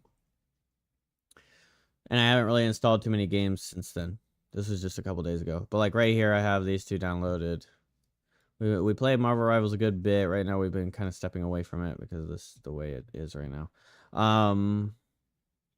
That's like my main big multiplayer game, and then like, shit. Yeah, this is one of the things. Yeah, pretty big library. I do a lot of like love story games, love fantasy, open world. We just played First Berserker. Amazing game. Go play it. Yeah. So we play a lot of stuff. Just kind of like expand the horizons and go check out new stuff all the time. But yeah, so thank you. Let's go. Appreciate it. All right. It's time for me to end. Enough with the glazing. Oh, there's your sloth.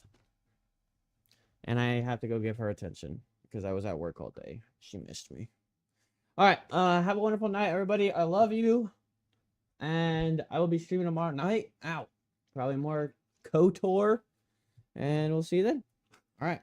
Bye-bye.